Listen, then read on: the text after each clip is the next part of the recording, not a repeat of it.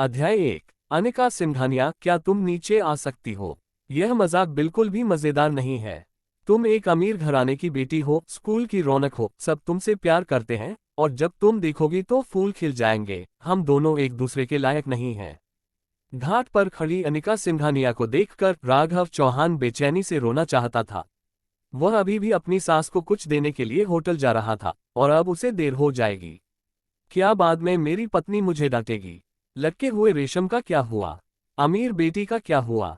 किसने तय किया कि मैं तुम्हें पसंद नहीं कर सकता? राघव चौहान, अगर तुम आज मेरे बॉयफ्रेंड बनने को तैयार नहीं हुए तो मैं तुरंत नदी में कूद जाऊंगा। अनिका सिंघानिया बहुत उत्साहित थी। उसने उफनती नदी की ओर इशारा करते हुए जोर से दहाड़ा। राघव चौहान का माथा काली रेखाओं से भरा है। उसे समझ ही नहीं आ रहा, दामाद होने के नाते वह सबकी नजरों में बिल्कुल बेकार है।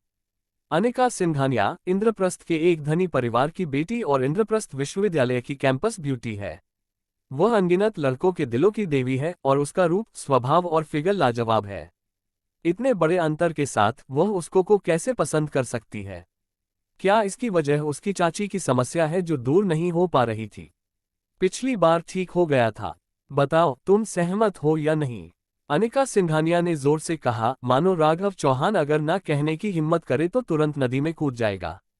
राघव चौहान रोना चाहता था, लेकिन मैं सचमुच सहमत होना चाहता था। अरे, अब भी किस बात पर हिचकिचा रहे हो, बच्चे? इतनी सुंदर छोटी बच्ची तुम्हें इतना पसंद करती है, अब भी हिचकिचा रहे हो?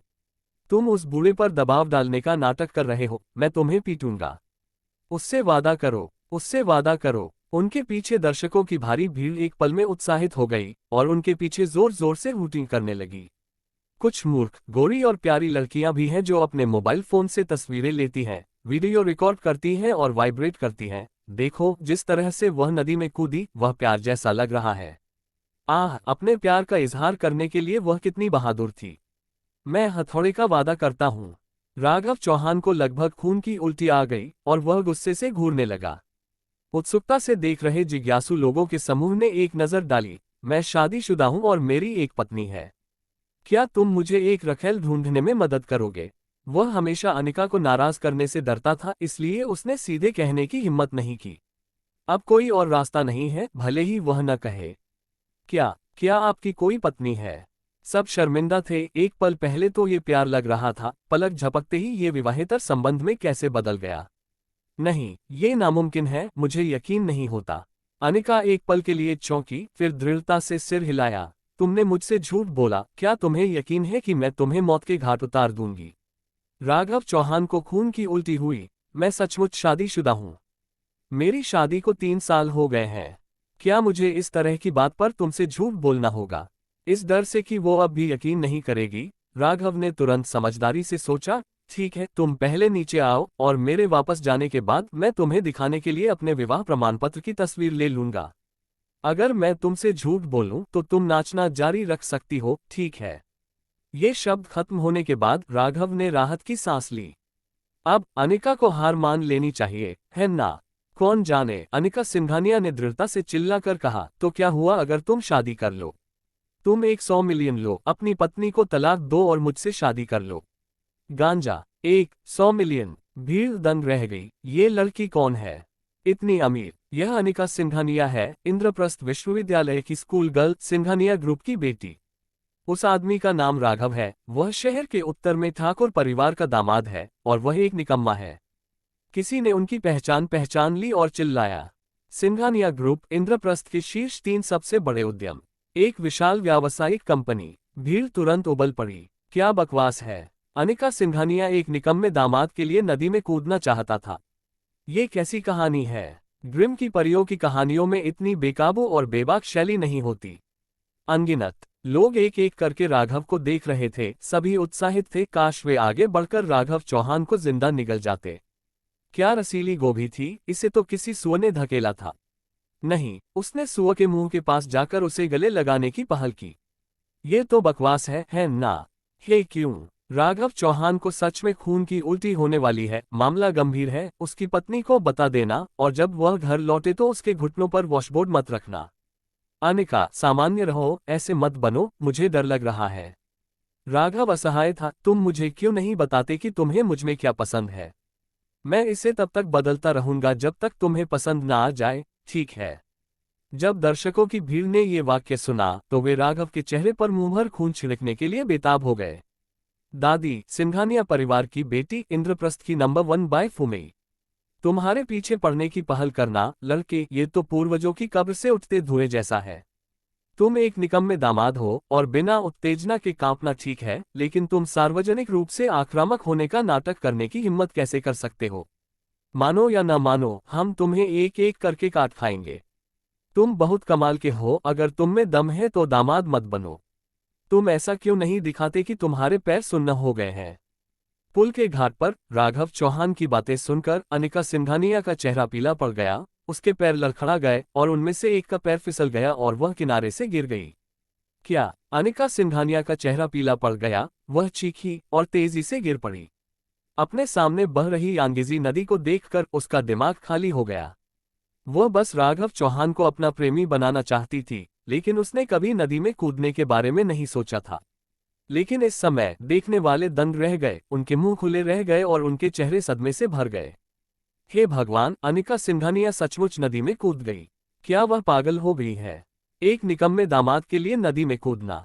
और राघव चौहान, जो खुद भी एक कमीना है, उसने बाई फूमी के प्रेम प्रसंग को स्वीकार नहीं किया।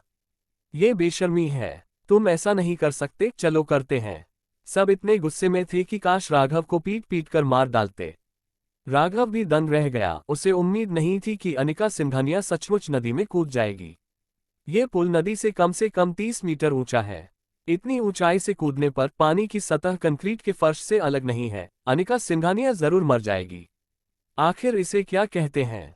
ठीक समय पर राघव चौहान ने अपने पैरों पर कदम रखा और उसकी ऊर्जा प्रवाहित हो उठी। पूरा व्यक्ति डोरी से निकले तीर की तरह नीचे की ओर दौड़ा। ये देखकर कि अनिका सिंघानिया नदी में गिरने ही वाली है, वह मर जाएगा।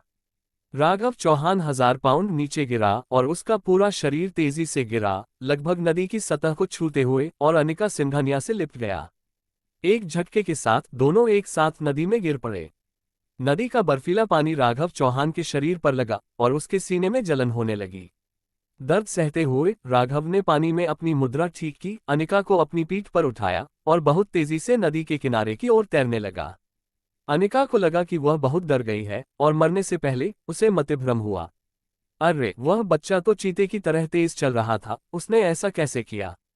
पता नहीं, अभी अभी मेरी आंखों के सामने एक धुंधली सी धुंध छा गई। यह आदमी रॉकेट की तरह नीचे गिरा और अनिका सिंघानिया को पकड़ लिया। पुल पर खड़े दर्शक दंग रह गए। ये पुल नदी से लगभग 30 मीटर की ऊंचाई पर है। आम लोगों का गिरने के बाद बच जाना एक चमत्कार है। यह आदमी अनिका सिंघानिया को सबसे पहले पकड़ पाया। ये तो आयरन मैन, सुपरमैन और वुल्फ वॉरियर है। जब तक राघव चौहान किनारे पर नहीं उतरे और उसे उठाकर नहीं ले गए, तब तक ऐसा नहीं हुआ। किनारे पर वापस आते ही अनिका को होश आ गया। राघव ने सचमुच खुद को बचा लिया। उसका दिल कांप उठा, उसने राघव को घूर कर देखा, उसकी आंखें उत्साह से चमक उठीं। तुम अब भी कहती हो कि तुम मुझे पसंद नहीं करती। अगर तुम मुझसे प्यार नहीं करती तो मुझे बचा क्यों रही हो? वह टिल्डा, अनिका सिंघानिया उत्साहित थी। उसे लगा जैसे उसे जिंदगी और मौत के बीच प्यार मिल गया हो, और वह खुशी से रो पड़ी। हालांकि अभी अभी उसे निराशा का एहसास हुआ था, लेकिन इस समय राघव चौहान की पीठ पर लेटे हुए, उसकी धड़कनों, तापमान को महसूस करते हुए, उस सुरक्षा के एहसास के साथ उसे लगा कि जियांग तियाओ बहुत ज्यादा मायने रखता है। राघव के मन में इस दुनिया की औरतों के लिए थोड़ी प्रशंसा है।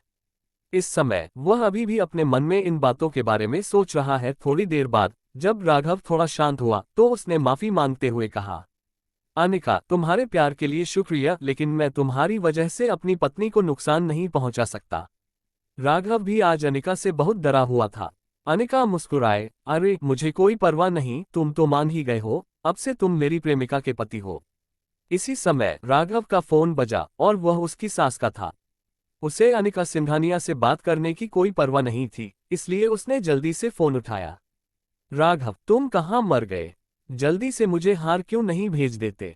अगर तुम मेरे काम में देरी करोगे तो मैं तुम्हें नहीं छोड़ सकता। फोन पर एक गुस्से भरी आवाज आई। ये राघव की सास लीजिया थी।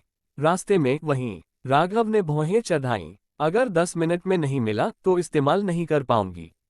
सुषमा राठौर ने गुस्से से खर्राटे लिए और फोन रख दिया। अनिका, क्या तुमने सुना? मेरी सास गुस्से में है, मुझे जाना है, तुम अकेले घर जाओ, परेशान करना बंद करो। राघव ने गंभीरता से समझाया। अनिका सिंघानिया का चेहरा पीला पड़ गया और उसका नाजुक शरीर थोड़ा कांप उठा। उसने राघव चौहान के फोन नोट पर सास शब्द देखा। राघव चौहान ने बेबसी से सिर हिलाया और जाने ही वाला था, लेकिन एक पल में उसके चेहरे के भाव बदल गए। उसने अपनी जेबें टटोली। अरे, हार तो गायब है। क्या ऐसा हो सकता है कि बचावकर्मी अभी नदी में गिर गया हो? यह एक हीरे का हार है जो मेरी सास ने 30 लाख में खरीदा है, और वह आज अपनी जन्मदिन की पार्टी में इसे दिखाने की योजना बना रही है। राघव चौहान सोच भी नहीं सकता था कि बाद में होटल जाने पर उसे किस तरह के दृश्य का सामना करना पड़ेगा। सब खत्म हो गया। राघव चौहान का दिमाग खराब हो गया।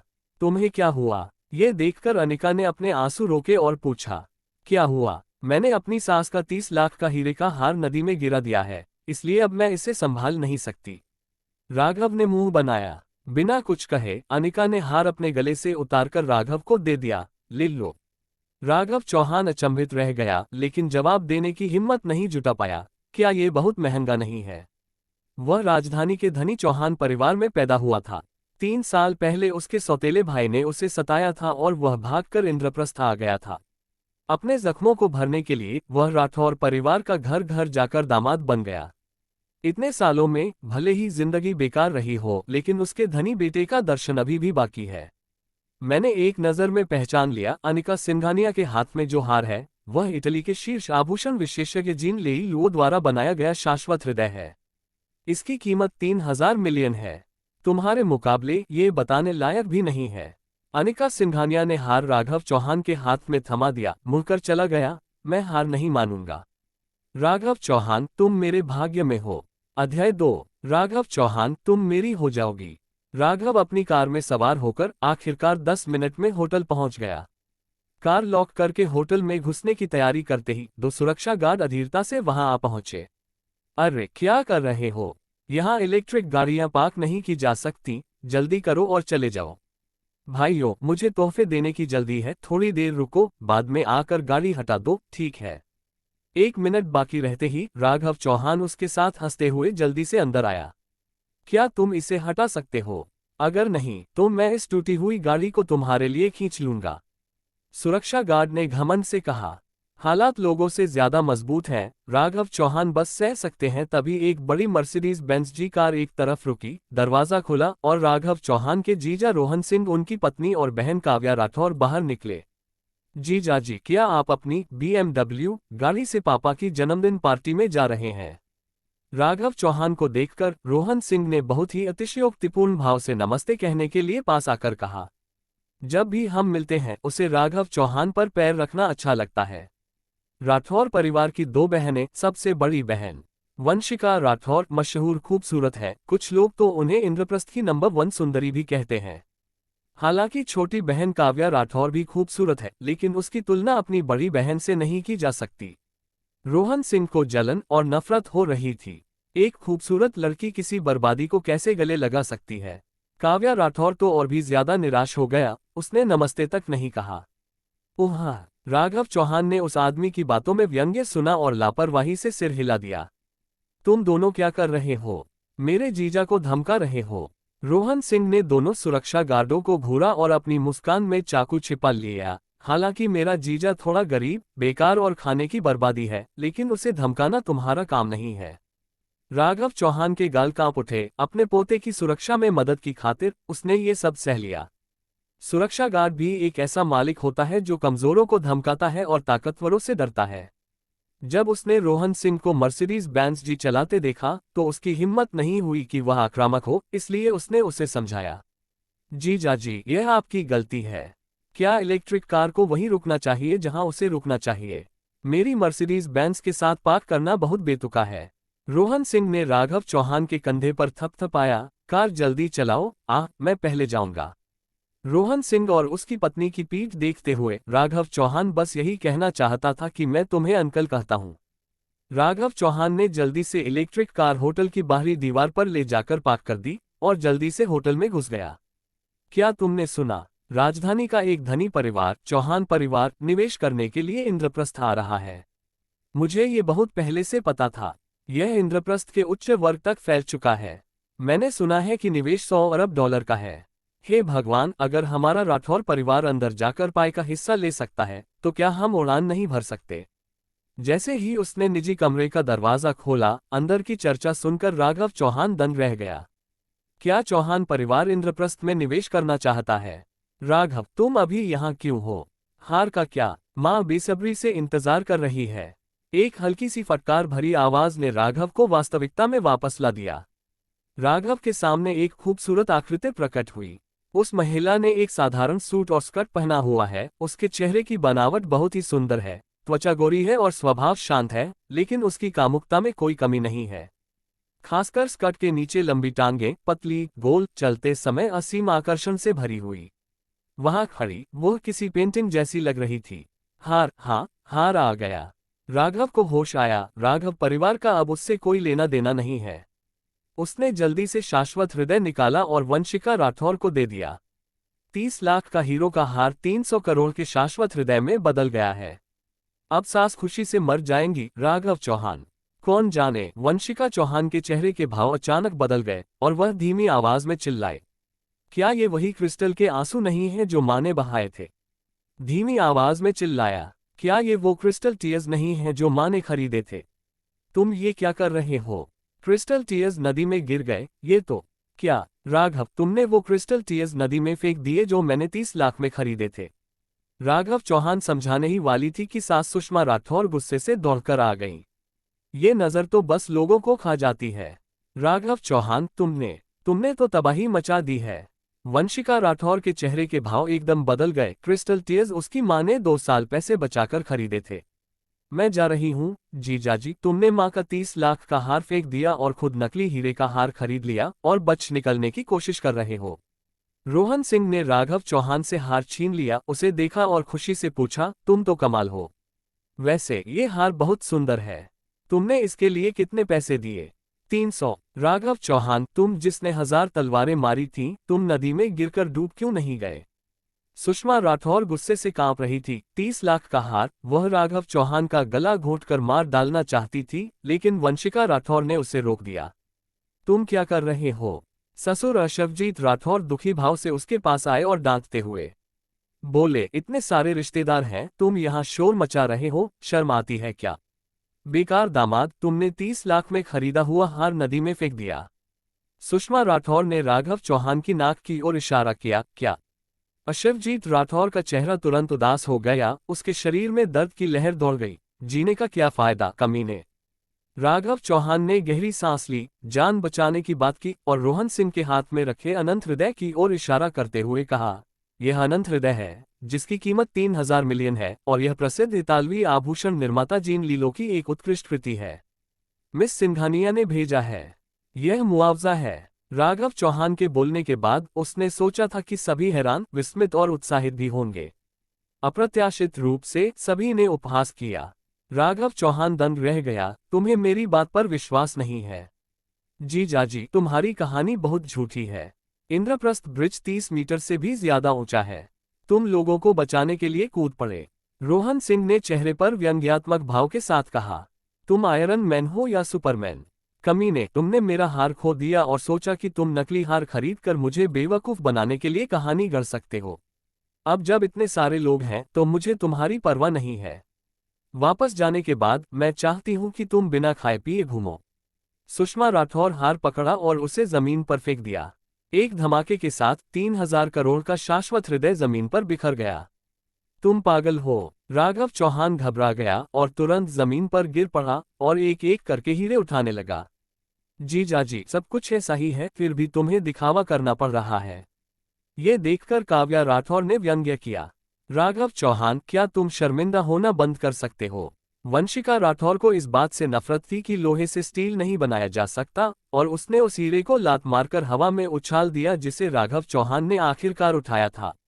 राघव चौहान स्तब्ध रह गया। उसके मुंह के कोने पर थोड़ी कड़वाहट उभर आई। लोग कहते हैं कि तोड़ा हुआ फीनिक्स मुर्गे जितना अच्छा नहीं होता।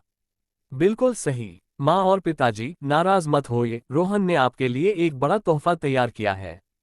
इस समय काव्या राठौर ने गर्व से उपहार बॉक्स से एक पेंटिंग निकाली। सोम राजवंश के एक गुरु तियान कोइजी की पेंटिंग, एक लड़की और कमल के फूल का चित्र है। रोहन सिंह विजयी भाव से बोला, पिताजी, मैंने इसे खरीदने के लिए 80 लाख खर्च किए हैं।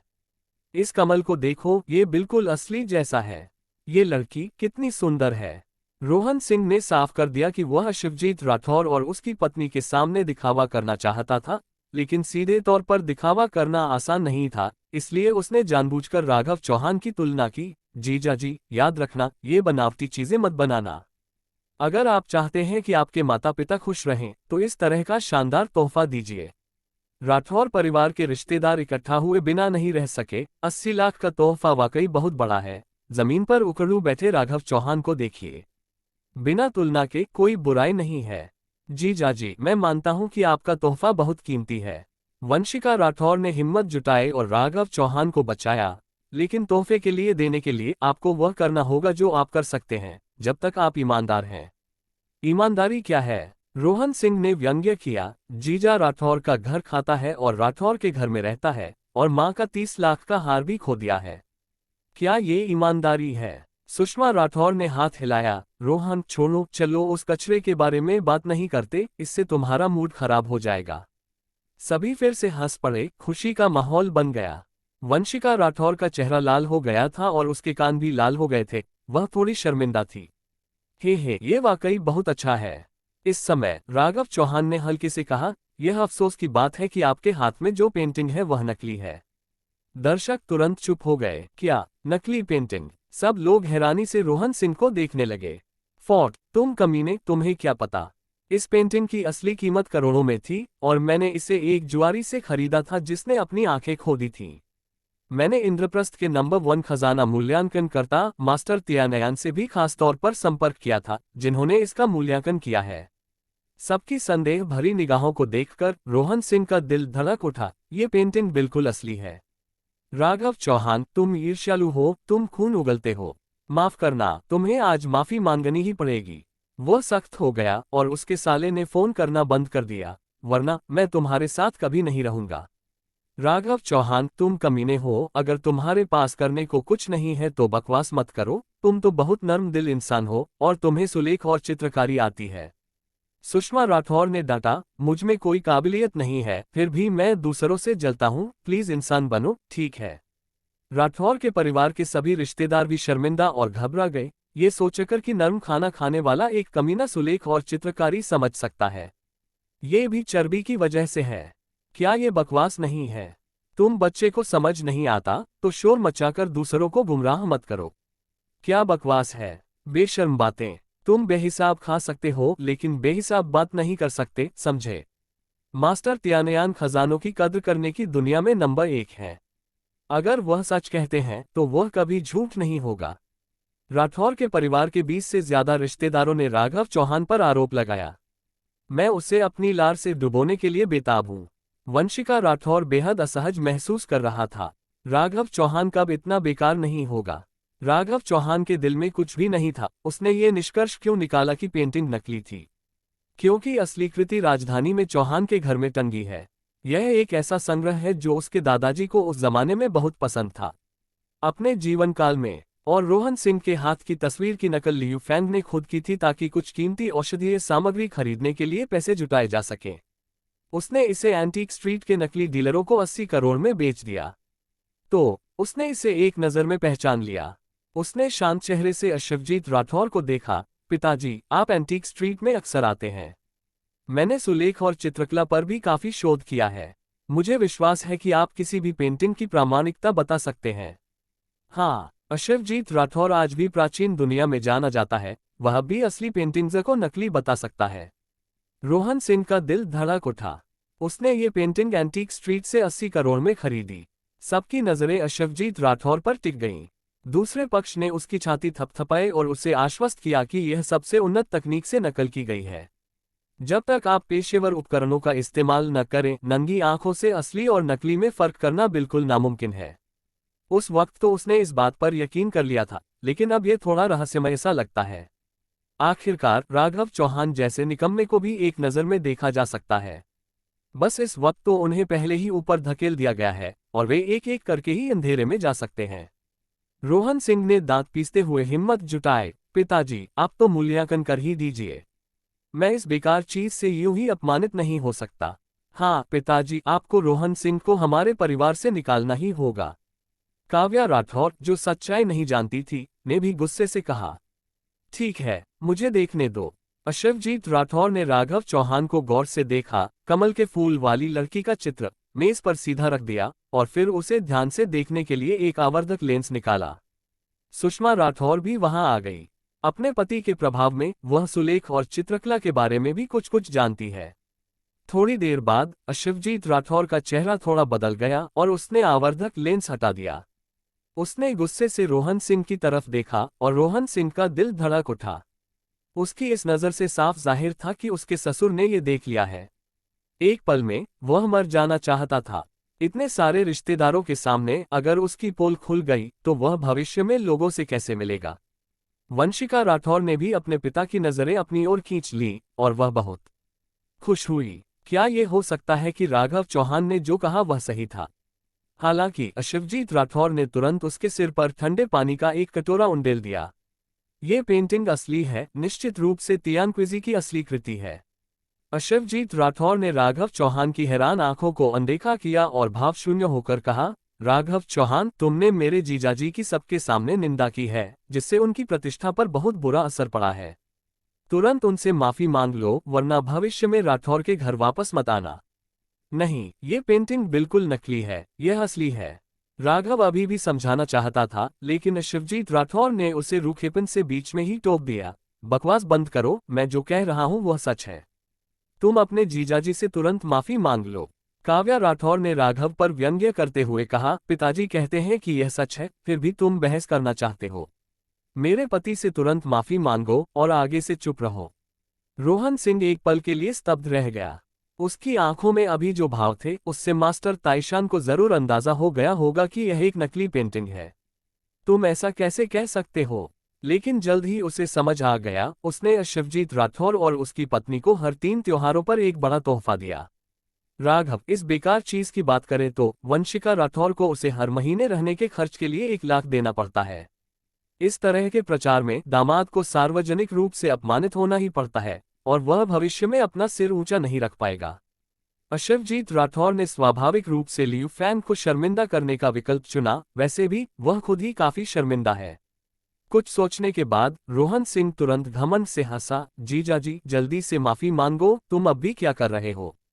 क्या तुम अपने पिता की बात तोड़ने की भी हिम्मत नहीं कर सकते? अपमान, नंगा अपमान। तुम बस हिरण को घोड़े की तरफ मोड़ना चाहते हो, तुम काले और सफेद रंग में बदलना चाहते हो, तुम राघव चौहान क्या कर सकते हो? मैं तो बस मान ही सकता हूँ। रोहन सिंह ने मजाक में राघव चौहान की तरफ देखा। मैं बेकार हूँ, फिर भी दूसरों की बुराई करता हूँ, ये तो बहुत बुरा है। कई रिश्तेदारों ने भी आरोप लगाए। राघव चौहान हंसे बिना नहीं रह सका, उसे भी समस्या की जड़ समझ आ गई। उसके चेहरे पर एक चंचल भाव आ गया और उसने शिवजीत राठौर को आधी मुस्कान के साथ घूरते हुए कहा, पिताजी क्या आपको लगता है कि यह पेंटिंग असली है? शिवजीत राठौर ने कहा, हाँ, तुम मुझसे ईमानदारी से माफी मांगो और फिर घर जाओ, बाहर आकर शर्मिंदा मत होना। राघव चौहान खिलखिलाकर मुस्कुराया। पिछले 3 सालों में वह गंभीर रूप से घायल हो गया था और अपनी चोटों के इलाज के लिए दवा खरीदने के लिए उसे वंशिका राठौर के खर्च पर निर्भर रहना पड़ा था। इसलिए उसने सारा अपमान सहा। हालांकि 1 महीने पहले उसकी चोट ठीक हो गई थी। हालांकि अब वह चौहान परिवार का उच्च पदस्थ युवा स्वामी नहीं है, लेकिन वह ऐसा व्यक्ति नहीं है जिसे कोई अपमानित कर सके। क्या? राघव चौहान आगे बढ़ा। उसने मेज पर रखी मिनरल वाटर की एक बोतल उठाए और उसे उस पर डाल दिया। पफ, वह पेंटिंग जिसकी कीमत 80 करोड़ बताई जा रही है, पल भर में पूरी तरह से गीली हो गई। वंशिका राठौर और बाकी लोगों के हाव भाव बेतहाशा बदल गए। रोहन सिंह गुस्से से बोला, राघव चौहान, तुम क्या कर रहे हो?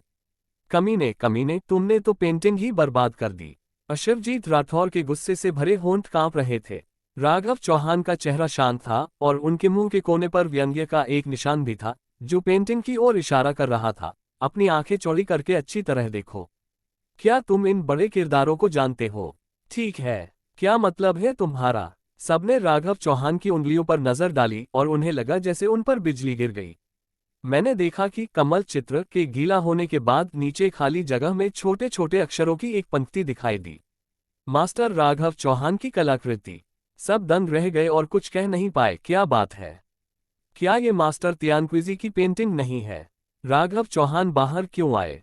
क्या ऐसा कोई चित्रकार है? राघव चौहान नाम इतना जाना पहचाना क्यों है? बताओ। ये पेंटिंग मैंने बनाई थी और इसे झेनबाव मंडप को 8,000 में बेचा गया था। राघव चौहान ने व्यंग्य किया। मैं खास रंग इस्तेमाल करता हूं, पानी के छूते ही शिलालेख खुल जाएगा। तुम यह नहीं कहना चाहते कि मेरे राघव चौहान के चित्रों की कीमत 80 करोड़ हो सकती है? या मैंने कभी सोन राजवंश की यात्रा करके ये पेंटिंग बनाई थी।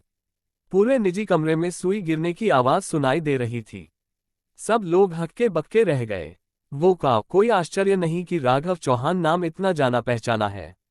ये तो बकवास निकला। काव्या राठौर के चेहरे पर भी अविश्वास का भाव था। उसने अपने मुंह को हाथों से ढक लिया ताकि वह चीख न सके। चेहरे पर यह तमाचा बहुत दर्दनाक है। इसका खंडन करने का कोई तरीका नहीं है। मास्टर राघव चौहान की कृतियों के बड़े बड़े चरित्र उनकी आंखों के सामने साफ दिखाई देते हैं। मानसिक रूप से विक्षिप्त भी जानते हैं कि क्या हो रहा है।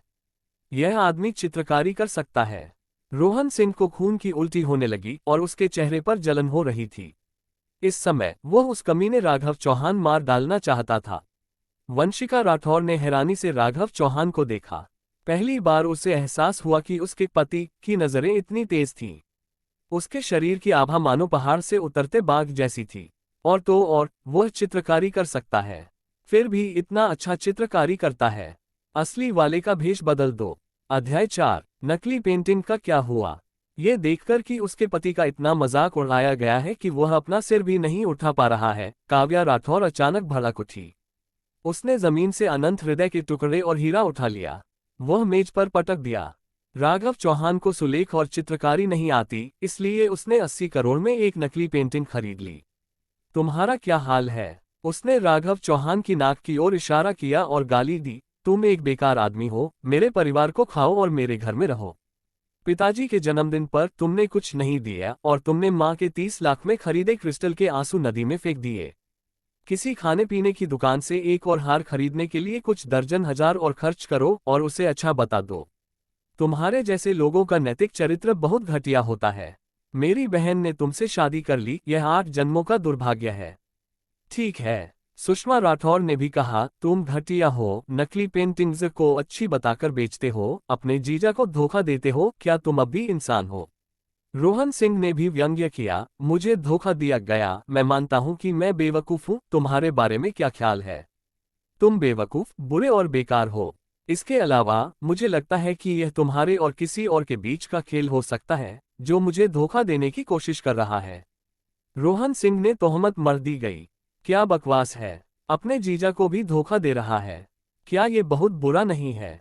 ये तो बहुत घटिया है। राठौर परिवार के रिश्तेदारों ने तुरंत अपनी बंदूकें घुमा ली और राघव चौहान पर आने का आरोप लगाया। जैसे ही क्रिस्टल टीयर्स का जिक्र हुआ, सुषमा राठौर नाराज हो गई। तलाक कमीने, बहुत हो गया। वंशिका को तुरंत तलाक दे और मेरे घर से निकल जा। वंशिका ने जल्दी से राघव चौहान का हाथ खींचा। राघव, बस माँ से माफी मांग लो। राघव चौहान निश्चल रहा। वो गलत नहीं था, माफी क्यों मांगे? जो माफी मांगना चाहते हैं वो ये अंधे मूर्खों का समूह है। तुम। वंशिका राठौर ने गुस्से से पैर पटकते हुए राघव चौहान को तीखी नजरों से घूरा। क्या तुम सच में मुझे भी अपने साथ शर्मिंदा करना चाहते हो? माफी मांगने की जरूरत नहीं है। जन्मदिन की पार्टी में शिवजीत राठौर ज्यादा बखेड़ा नहीं खड़ा करना चाहता था, इसलिए उसने घृणा से हाथ हिलाया। राघव, तुम घर जाओ। कल के कपड़े अभी तक नहीं धुले हैं, जल्दी करो और रसोई भी साफ कर लो। शिवजीत राठौर ने व्यंग्य किया और दोहराया, हाँ, तुम जैसे लोग घर के काम करने के लिए उपयुक्त हैं। बाहर आने में शर्म मत करो। माफी नहीं, तुम वापस मुख्यालय क्यों नहीं चले जाते? वंशिका राठौर ने राघव चौहान को लगभग विनती भरी नजरों से देखा। वह बस इस मामले को जल्दी से उजागर करना चाहती थी। यह अच्छा है। राघव चौहान ने उसकी तरफ देखा, 2 सेकंड चुप रहा, सिर हिलाया, मुड़ा और चला गया। होटल से निकलते हुए राघव चौहान उकड़ू बैठा बैटरी कार का ताला खोल रहा था। मालिक, मालिक आपसे मिलना चाहते हैं। अचानक एक आवाज आई। राघव चौहान के हाव भाव बदल गए और उसने धीरे से अपना सिर उठाया। लगभग 60 साल का एक युवक, ग्रे रंग का टैंक सूट पहने उसके सामने सम्मानपूर्वक खड़ा था। वह राजधानी में चौहान परिवार का मुख्य गृहस्वामी अभय प्रताप चौहान था। आपके सौतेले भाई की 1 साल पहले निधन हो गया था। श्रीमती रीमा सिंह को बांझ बताया गया था। अब तुम परिवार के पहले वारिस हो। मालिक को उम्मीद है कि तुम वापस जाओगे और धीरे धीरे परिवार का उत्तराधिकार संभालोगे। अभय प्रताप चौहान ने बांस की नली से फलियां निकलने जैसी बात खत्म की और राघव चौहान की ओर सम्मान से देखा। वह 3 साल पहले जो हुआ था उससे अच्छी तरह वाकिफ था, इसलिए जैसे ही वह ऊपर आया उसने तुरंत सारी जरूरी बातें समझा दी। अचानक मौत। राघव चौहान एक पल के लिए अचंभित रह गया और फिर जोर से हंसा, हंसी से आंसू बह निकले। क्या ये पौराणिक देवता की आंखें हो सकती हैं? मालिक, उस बूढ़े दास के साथ वापस जाओ। बटलर अभय प्रताप चौहान की राह पर वापस जाओ। राघव चौहान ने व्यंग्य किया, क्या रामदेव चौहान अब मुझे बेटा समझता है? बाघ का जहर तो अपने बच्चों को भी नहीं खाता।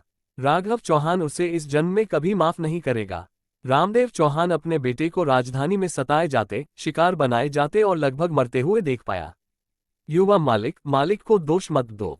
घर की नौकरानी ने आह भरी, तुम्हें पता है कि श्रीमती सिंह का परिवार कितना शक्तिशाली है और मालिक कुछ नहीं कर सकता। राघव चौहान ने व्यंग्य किया, बेशक मैं उसे दोष नहीं देता। मैं उसकी निर्दयता समझता हूं और मैं उससे कहता हूं कि वह मुझे समझे। मेरे दिल में मेरे पिता की मृत्यु उसी साल हुई थी जिस साल मेरी मां गायब हुई थी। मालिक, मालिक को दोष देना गलत है। जब तुम 8 साल के थे तो जिस रहस्यमयी गुरु से तुम मिले थे उसने तुम्हें 10 साल तक चिकित्सा और मार्शल आर्ट सिखाया था। नौकरानी ने कहा, उस आदमी को मालिक ने बड़ी कीमत देकर बुलाया था। 3 साल पहले तियानबान के हत्यारे ने तुम्हें ढूंढ निकाला था। आखिरकार मालिक ने उसे रिश्वत देकर तुम्हें लोंगजियांग नदी में फेंक दिया, जिससे तुम्हारी झूठी मौत हो गई। इंद्रप्रस्थ में अपने 3 साल तुमने ऐसे ही बिताए थे। क्या? राघव चौहान की आंखें चौड़ी हो गईं, उसे यकीन नहीं हो रहा था। कला सीखने के लिए उस अजीब बूढ़े आदमी का पीछा करते हुए वह हर रात चुपके से घूमता रहता है और उसने किसी को नहीं बताया। जब उसे इंद्रप्रस्थ में पीटा गया तो सिर्फ वह और हत्यारा ही मौजूद थे। मालिक को ऐसा करने के लिए मजबूर किया गया है। अंदर की कहानी बहुत पेचीदा है और मैं इसे चंद शब्दों में साफ साफ नहीं बता सकता। नौकरानी ने आह भरी। कुछ देर चुप रहने के बाद राघव चौहान ने शांति से कहा, मैंने अब भी राजधानी न लौटने का फैसला किया है। बटलर ने व्यंग्यात्मक मुस्कान के साथ कहा, तुम्हारा बेटा तुम्हारे पिता से बेहतर है। अभी अभी इस बूढ़े गुलाम ने हार मानने से इनकार कर दिया और अपनी ही पहल पर तुम्हें सलाह दी। दरअसल मालिक को अंदाजा हो गया था कि तुम वापस नहीं आओगे। इसीलिए मिस्टर चौहान ने इंद्रप्रस्थ में $100 अरब का निवेश किया और एक शाखा कंपनी खोली, सिर्फ तुम्हारे लिए रास्ता बनाने के लिए। कंपनी के कानूनी व्यक्ति और अध्यक्ष तुम हो। मालिक, मैं तुम्हें कंपनी संभालने के लिए ले जाऊंगा। 2 फूल खिलते हैं जिनमें से प्रत्येक एक शाखा का प्रतिनिधित्व करता है। होटल में राघव चौहान के जाते ही सभी लोग इंद्रप्रस्थ में चौहान ग्रुप के $100 अरब के निवेश पर चर्चा करने लगे। फिर से सुर्खियां बटोरने के लिए रोहन सिंह रहस्यमयी मुस्कान के साथ जानबूझकर जोर से बोला, पिताजी, मेरे पास चौहान ग्रुप के निवेश के बारे में एक अंदरूनी सूत्र की जानकारी है। क्या? असली या नकली? जल्दी बोलो। जब राठौर परिवार के रिश्तेदारों ने ये सुना तो वे तुरंत इकट्ठा हो गए। सितारों से घिरे होने का यह एहसास बहुत ही सुकून देने वाला है। रोहन सिंह हंसा और कांपने लगा। चौहान ग्रुप इस बार इंद्रप्रस्थ में निवेश कर रहा है और सबसे बड़ा साझेदार सिंघानिया ग्रुप है। इसे एक मजबूत गठबंधन कहा जा सकता है। परसों वे एक डिनर पार्टी रखेंगे और इंद्रप्रस्थ के सभी अमीर परिवार इसमें शामिल होंगे। हमें ये खबर नहीं पता, आपको कैसे पता? किसी ने इस पर सवाल उठाया। मेरे चाचा डिनर के सुरक्षा प्रबंधक हैं, क्या मुझे पता नहीं चल सकता? रोहन सिंह हंसा और वह कुछ देर के लिए सुर्खियों में छा गया। अरे, तुमने मुझे इतनी जरूरी खबर क्यों नहीं बताई? अपने पति को सुर्खियां बटोरते देख काव्या राठौर ने जानबूझकर शरारत से कहा, यह पूरी तरह गोपनीय है और मैंने ये सिर्फ पिताजी की खातिर कहा था। रोहन सिंह ने कहा, अशिवजीत, तुम्हारा दामाद वाकई बहुत अच्छा है। राठौर के रिश्तेदार ईर्ष्या से भर गए और तारीफ करने लगे। मिस्टर सिंह, तुम बहुत अच्छे हो। अशिवजीत राठौर का चेहरा खिल उठा और रोहन सिंह की तारीफ करते हुए उसे राघव चौहान का ख्याल आया। अगर उस घटिया राघव चौहान में तुम्हारी 10वीं काबिलियत होती तो कितना अच्छा होता। तुम्हें इस डिनर पार्टी में जरूर जाना चाहिए। इसी समय शिवजीत राठौर के छोटे भाई आशीष राठौर ने जोर से कहा, ये हमारे राठौर ग्रुप के विकास के लिए बहुत जरूरी है। जब तक आप इस बड़ी परियोजना में भाग ले सकते हैं, भले ही आप थोड़ा सा परोठा लो, बचा हुआ सूप पी सकते हो। हमारी कंपनी 10 गुना बढ़ सकती है। ये सही है। अगर हम इस अवसर का उपयोग कुछ उच्च स्तरीय धनी परिवारों को जानने और उनमें से किसी के साथ सहयोग करने के लिए कर सकें तो हम सभी समृद्ध होंगे। वंशिका राठौर के चचेरे भाई अमर चौहान ने उत्साह से सहमति व्यक्त की। हालांकि हम इतने उच्च स्तरीय भोज में भाग लेने के योग्य नहीं हैं। कई लोग नाराज दिख रहे हैं, माफ करना। ये जानकर दुख होता है कि पहाड़ पर खजाने हैं, लेकिन अंदर नहीं जा सकते। क्या रोहन सिंह नहीं है? शिवजीत राठौर ने रोहन सिंह के कंधे पर थपथपाया। रोहन सिंह, तुम्हें इस उपकार में मेरी मदद करनी ही होगी। जब तक तुम्हें इस भोज का निमंत्रण पत्र मिल जाता है, तुम पूरे राठौर परिवार के उपकार करता होगे। हाँ रोहन सिंह, अगर तुम मदद कर सकते हो तो कर सकते हो। सुषमा राठौर ने जानबूझकर तुरंत जोर से कहा। शिवजीत राठौर सिर्फ एक हाई स्कूल टीचर है और उसके परिवार को परिवार में कभी महत्व नहीं दिया गया। मिस्टर राठौर ने इस पार्टी में आने की जहमत भी नहीं उठाई। तो शिवजीत राठौर का 50वां जन्मदिन एक बड़ा जश्न है, इसलिए उसने क्रिस्टल टीयर्स खरीदने के लिए सिर्फ 2 साल के पैसे बचाए थे। वो बस दिखावा करना चाहता था, लेकिन राघव चौहान ने उसे बिगाड़ दिया। एक घटिया इंसान। शुक्र है छोटा दामाद इस चुनौती के लिए तैयार है। राठौर परिवार में सभी की उत्सुक निगाहों को देखकर उसका अहंकार बहुत संतुष्ट हुआ। यह मामला थोड़ा मुश्किल है। रोहन सिंह ने खुद को बेवकूफ बनाया और सबके फिर से गिड़गिड़ाने का इंतजार किया, इसलिए उसने माफी मांगने का नाटक किया। अरे अगर ऐसा है तो मैं अपने चाचा से राठौर परिवार के लिए प्रवेश योग्यता प्राप्त करने की विनती करता हूँ। छोटा रोहन बहुत अच्छा कर रहा है। आशीष राठौर ने अंगूठा दिखाया। राठौर परिवार में भी सभी ने उसकी तारीफ की। काव्या राठौर और यू रोनज्ञान। वंशिका राठौर की आंखों में एक उदास भाव था। राघव चौहान का दिन इतना दिखावटी कब था? भाई माफ करना, सड़क पर ट्रैफिक जाम है, इसलिए मैं थोड़ा लेट हो गया हूँ। ठीक इसी समय 40 साल की एक महिला ऑफिस के कपड़े पहने अंदर आई। वह शिवजीत राठौर की सबसे छोटी बहन अनीता राठौर है। कोई बात नहीं, बस आओ, बैठ जाओ। शिवजीत राठौर ने मुस्कुराते हुए सिर हिलाया, फिर अपना सिर घुमाया और चौहान समूह के मामलों पर चर्चा करने लगा। अनीता राठौर के बैठते ही मेज पर शाश्वत हृदय के टुकड़े देखकर उसकी पुतलियां अचानक सिकुड़ गईं और उसका चेहरा अविश्वास से भर गया। कांपते हाथों से उसने टुकड़े उठाए, उन्हें देखा और अगले ही पल वह सदमे में चिल्लाए। 1 मिनट रुको, तुम लोग चुप हो जाओ। यह हार किसका टुकड़ा है? शाश्वत हृदय का टुकड़ा उठाकर वह चिल्लाए। आंटी, आप क्या कर रही हैं? क्या आपको कोई व्यावसायिक बीमारी है? जब आप हीरा देखती हैं तो क्या आप उसका मूल्यांकन करवाना चाहती हैं? काव्या राठौर ने उस पर नजर डाली, तुरंत तिरस्कार भरी नजरों से देखा और व्यंग्यात्मक लहजे में कहा, यह हीरा नकली है। राघव चौहान ने इसे लोगों को धोखा देने के लिए $10 में खरीदा है। सुषमा राठौर ने भी यही कहा, इसे फेंक दो, इसे देखना बहुत परेशान करने वाला है। चुप रहो, तुम्हें क्या पता? अनीता राठौर ये शब्द सुनकर आग बबूला हो गई। वह इंद्रप्रस्थ में राठौर ज्वेलरी की मुख्य मूल्यांकन करता है। ये हीरा बिल्कुल असली है और इसकी शुद्धता बहुत ज्यादा है। उसके उत्साहित हाथ थोड़े कांपने लगे। इतना बड़ा हीरा कम से कम 10 कैरेट का तो होगा ही। क्या सच में ये हीरा असली है? सब दंग रह गए। असंभव। जैन, तुम ध्यान से देख रही हो। सुषमा राठौर को यकीन नहीं हुआ, लेकिन उसका दिल खुशी से उछल पड़ा। अनीता राठौर ज्वेलरी की पेशेवर मूल्यांकन करता है। वह हीरे भी नहीं पहचान सकती थी, है ना? ये तो बिल्कुल असली हीरा है। अनीता राठौर को इतना यकीन था कि वह जमीन पर लेट गई और सारे मिलते जुलते हीरे और हार के टुकड़े उठाए और उन्हें थोड़ा थोड़ा करके जोड़ दिया। फिर उसका दिल तेजी से धड़कने लगा और उसका चेहरा अविश्वास से भर गया। उत्साहित लोग कांप उठे। यह शाश्वत हृदय है। हे भगवान, ये तो पौराणिक शाश्वत हृदय है। इतालवी आभूषण विशेषज्ञ जीन ले लुओ का उत्कृष्ट उत्पाद। इसकी कीमत 300 करोड़ है और यह ऐसी चीज नहीं है जिसे आप खरीद सकें पैसों से। अपने सामने पड़े टुकड़ों को देखकर उसका दिल टूट गया और उसका पूरा शरीर फिर से बेहद गुस्से में भर गया। ये कौन सा कमीना है? तुमने इस पारंपरिक क्लासिक को सचमुच तोड़ दिया। इस बार कम से कम दर्जनों गुना ज्यादा कीमत। अनंत हृदय, 3000 मिलियन। पूरा निजी कमरा पूरी तरह से खामोश था। मैंने सचमुच 3000 मिलियन का ही। अध्याय 5। लोगों के एक समूह ने चुटकी काटी और कृत्रिम रूप से पुनर्जीवित किया और सुषमा राठौर को घबराहट में बचाया। जागते ही सुषमा राठौर फूट फूट कर रोने लगी। ये राघव चौहान जिसने 1000 तलवारें मारी, ये 300 करोड़ का बच्चा, तुमने मुझे साफ साफ क्यों नहीं बताया? ये थोड़ा बेतुका है। वंशिका राठौर इसे बर्दाश्त नहीं कर सकता। माँ, राघव चौहान ने आपको पहले ही बता दिया है कि यह 300 करोड़ का शाश्वत हृदय है जो मिस सिंघानिया के परिवार को बचाने के लिए दिया गया था। तुम्हें खुद तो यकीन नहीं होता, लेकिन अब तुम पलटकर दूसरों को दोष दे रही हो। क्या ये ज्यादा नहीं है? वंशिका राठौर को इस मुलाकात पर थोड़ा अफसोस हुआ। उसने राघव चौहान के साथ अन्याय किया और इतने सारे लोगों ने उसका मजाक उड़ाया। इतनी अपमानजनक बातें कौन उस पर विश्वास करने की हिम्मत करेगा?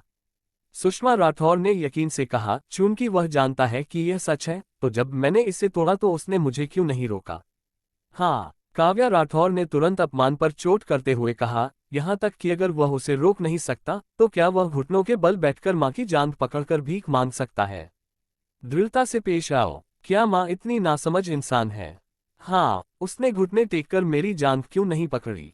सुषमा राठौर ने गुस्से से कहा, ऐसे में मुझे यकीन है कि मैं मान जाऊंगी। तुम लोग बिल्कुल नासमझ हो। वंशिका राठौर गुस्से से लगभग मर ही गई। उसने अपना बैग उठाया और बाहर चली गई। अशरजीत राठौर चौंक गई। वंशिका, तुम कहाँ जा रही हो? घर जाओ। वंशिका राठौर गुस्से से लाल हो गई। चचेरा भाई अमर चौहान अचानक चिल्लाया, वंशिका, तुम्हें आज रायजादा ग्रुप के मिस्टर रायजादा के मामलों का ध्यान रखना होगा। वंशिका राठौर रुक गई। उसकी आंखों में चिड़चिड़ापन झलक आया और फिर वह बिना पीछे देखे चली गई। राघव चौहान उस समय एक काली बेंटले में बैठे थे। अभय प्रताप बटलर को पायलट में बैठे थे और ड्राइवर राघव चौहान का बॉडीगार्ड था जब वह राजधानी। कहना पड़ेगा कि चौहान परिवार को अपने सभी पूर्व अंगरक्षकों का पता लगाने में अभी भी कुछ समय लगा। मालिक, मैंने तियानकवान झील के बीचों बीच बने टापू पर एक विला पहले ही खरीद लिया है। क्या आप जाकर देखना चाहेंगे? गाड़ी आधी दूरी तय कर चुकी थी। बटलर अभय प्रताप ने अचानक मुड़कर कहा। तियानकवान झील इंद्रप्रस्थ का सबसे महंगा इलाका, जहां जमीन का एक एक इंच महंगा है। खास तौर पर हैक्सन द्वीप विला इंद्रप्रस्थ के दिल के रूप में जाना जाता है, जो इंद्रप्रस्थ की ड्रैगन नसों पर बसा है। हैक्सन द्वीप विला राघव चौहान काफी समय से सुना जा रहा है, क्योंकि यह वंशिका राठौर है, या यूं कहें कि राठौर परिवार की ख्वाहिश है, एक दिन हैक्सन द्वीप विला का मालिक बनना और इंद्रप्रस्थ का नंबर 1 अमीर परिवार बनना। हालांकि यह विला हमेशा से सिंघानिया परिवार के पास रहा है, जो इंद्रप्रस्थ का सबसे धनी परिवार है। हैक्सन द्वीप विला ताकत और रुतबे का प्रतीक है। सिंघानिया परिवार इसे बेचने के लिए कैसे राजी हो सकता है? राघव चौहान ने भौहें चढ़ाईं।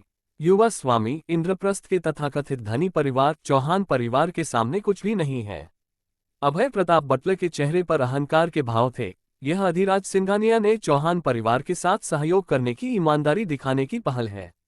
इस बूढ़े गुलाम ने सोचा कि इस इंद्रप्रस्थ में सिर्फ यही विला आपके दर्जे के लायक नहीं हो सकता, युवा मालिक, इसलिए उसने इसे खरीद लिया। उम्मीद है युवा मालिक को ये पसंद आएगा। राघव चौहान ने शांति से सिर हिलाया। कोई बात नहीं, असल में अब मैं इन चीजों में ज्यादा दिलचस्पी नहीं लेता। मैंने ड्राइवर, नौकर, गृहस्वामी और माली के लिए उम्मीदवारों का एक समूह पहले ही तैयार कर लिया है, लेकिन यह अभी भी आपकी राय पर निर्भर है कि आप किसे चुनेंगे। आधे घंटे बाद वे तीनों हैक्सन द्वीप के विला में पहुंच गए। विला बहुत आलीशान है, अपना बगीचा और एक धुंधला सा चिड़ियाघर। यहाँ 12 मोर कैद में हैं, जिनकी देखभाल विशेष कर्मचारी करते हैं। सिर्फ मासिक संपत्ति शुल्क ही 1 मिलियन है। हालांकि हैक्सन द्वीप इंद्रप्रस्थ का सबसे अच्छा और सबसे प्रसिद्ध विला है, फिर भी चौहान फैमिली विला मैनर, जो 12,000 स्क्वायर में फैला है, की तुलना में इसमें काफी अंतर है। लापरवाही से मुड़कर वे तीनों विला की लॉबी में आ गए। मालिक, जरा रुकिए, बटलर प्रताप ने नमस्ते कहा और बाहर जाने के लिए मुड़ा। थोड़ी देर बाद वह सुंदरियों के एक समूह के साथ अंदर आया। 10 लोगों का एक समूह, कुल 5 समूह एक पंक्ति में खड़े थे। हर सुंदरी लंबी चौड़ी है, उसके चेहरे की बनावट लाजवाब है और थोड़े से सजने संवरने के साथ वह उन इंटरनेट सेलिब्रिटीज से बिल्कुल भी नहीं हारेगी। और तो और वह दुबली पतली और मोटी है, अलग अलग स्वभाव की, कुछ शाही बहन जैसी, कुछ रानी जैसी, कुछ लोली जैसी, कुछ शुद्ध और प्यारी। 50 सुंदरियां सभी ने चुपके से राघव चौहान को उत्सुकता से देखा। आइए मेरे युवा स्वामी से अपना परिचय दें, बटलर प्रताप ने कहा। नमस्ते माननीय श्री चौहान।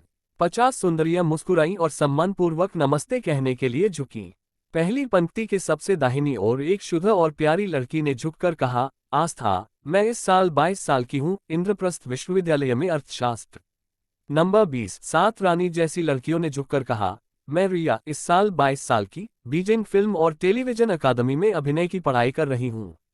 नंबर 40 8 शाही बहन प्रकार की लड़कियों ने झुककर कहा, मैं काजल, इस साल 22 साल की, चाइना ओवरसीज थिएटर अकादमी में प्रसारण और होस्टिंग की पढ़ाई कर रही हूँ।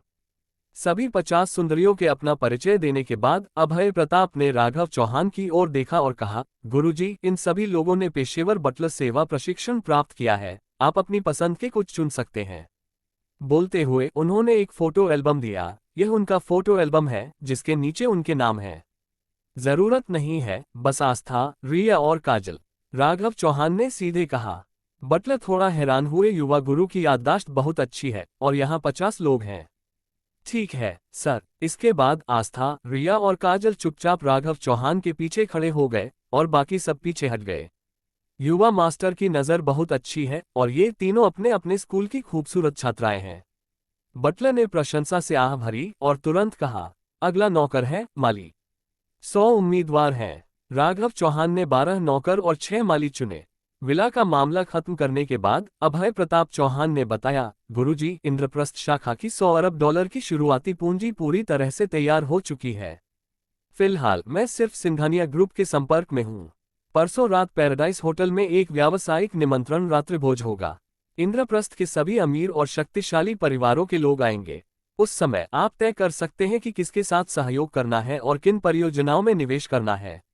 मैं इस अवसर का उपयोग औपचारिक रूप से आपको मंच के सामने लाने के लिए भी करता हूं और इंद्रप्रस्थ के उच्च वर्ग को ये बताना चाहता हूं कि आप चौहान परिवार के एकमात्र उत्तराधिकारी हैं। नहीं, राघव चौहान ने तुरंत मना कर दिया। वंशिका राठौर का जन्म प्लीहा और फेफड़ों की विफलता के साथ हुआ था, इसलिए वह बहुत अधिक भावनात्मक उत्तेजना सहन नहीं कर सकती, अन्यथा उसकी हालत और बिगड़ जाएगी। जब मैं राठौर परिवार में आया था तो वह गंभीर रूप से बीमार थी। राठौर परिवार किसी ऐसे व्यक्ति को ढूंढना चाहता था जिसके लिए मैं उसकी खुशी मना सकूं। पिछले 3 सालों से मैं उसकी हालत स्थिर करने के लिए हर रोज चुपके से उसे दवा देता रहा हूं। राघव चौहान ने गहरी आवाज में कहा, बहुत खुशी और बहुत दुख, इससे तिल्ली और फेफड़ों को सबसे ज्यादा तकलीफ होती है, इसलिए अभी इसकी घोषणा मत करो। मैंने उसे धीरे धीरे बताया ताकि उसकी मानसिक प्रक्रिया में सुधार हो सके। बटलर हैरान था, गुरुजी, वंशिका राठौर के लिए क्या खुद को इतना नुकसान पहुंचाना उचित है? 3 साल पहले मैं इंद्रप्रस्थ भाग गया था। मैं अपनी चोटों पर काबू नहीं रख पाया और सड़क किनारे गिर पड़ा। राघव चौहान ने धीरे से कहा, यहाँ बर्फबारी हो रही है, अगर उसने मुझे प्राथमिक उपचार न दिया होता तो वह मुझे अस्पताल ले जाती। अगर कोई इसका ध्यान नहीं रखता तो मेरी कब्र पर घास 1 फुट ऊंची हो जाएगी। अध्याय 6 एक बेचारी बीवी अदालत नहीं जाएगी। जवान मालिक, आप तो अच्छे आदमी हैं। बटलर ये सुनकर प्रशंसा से भर गया।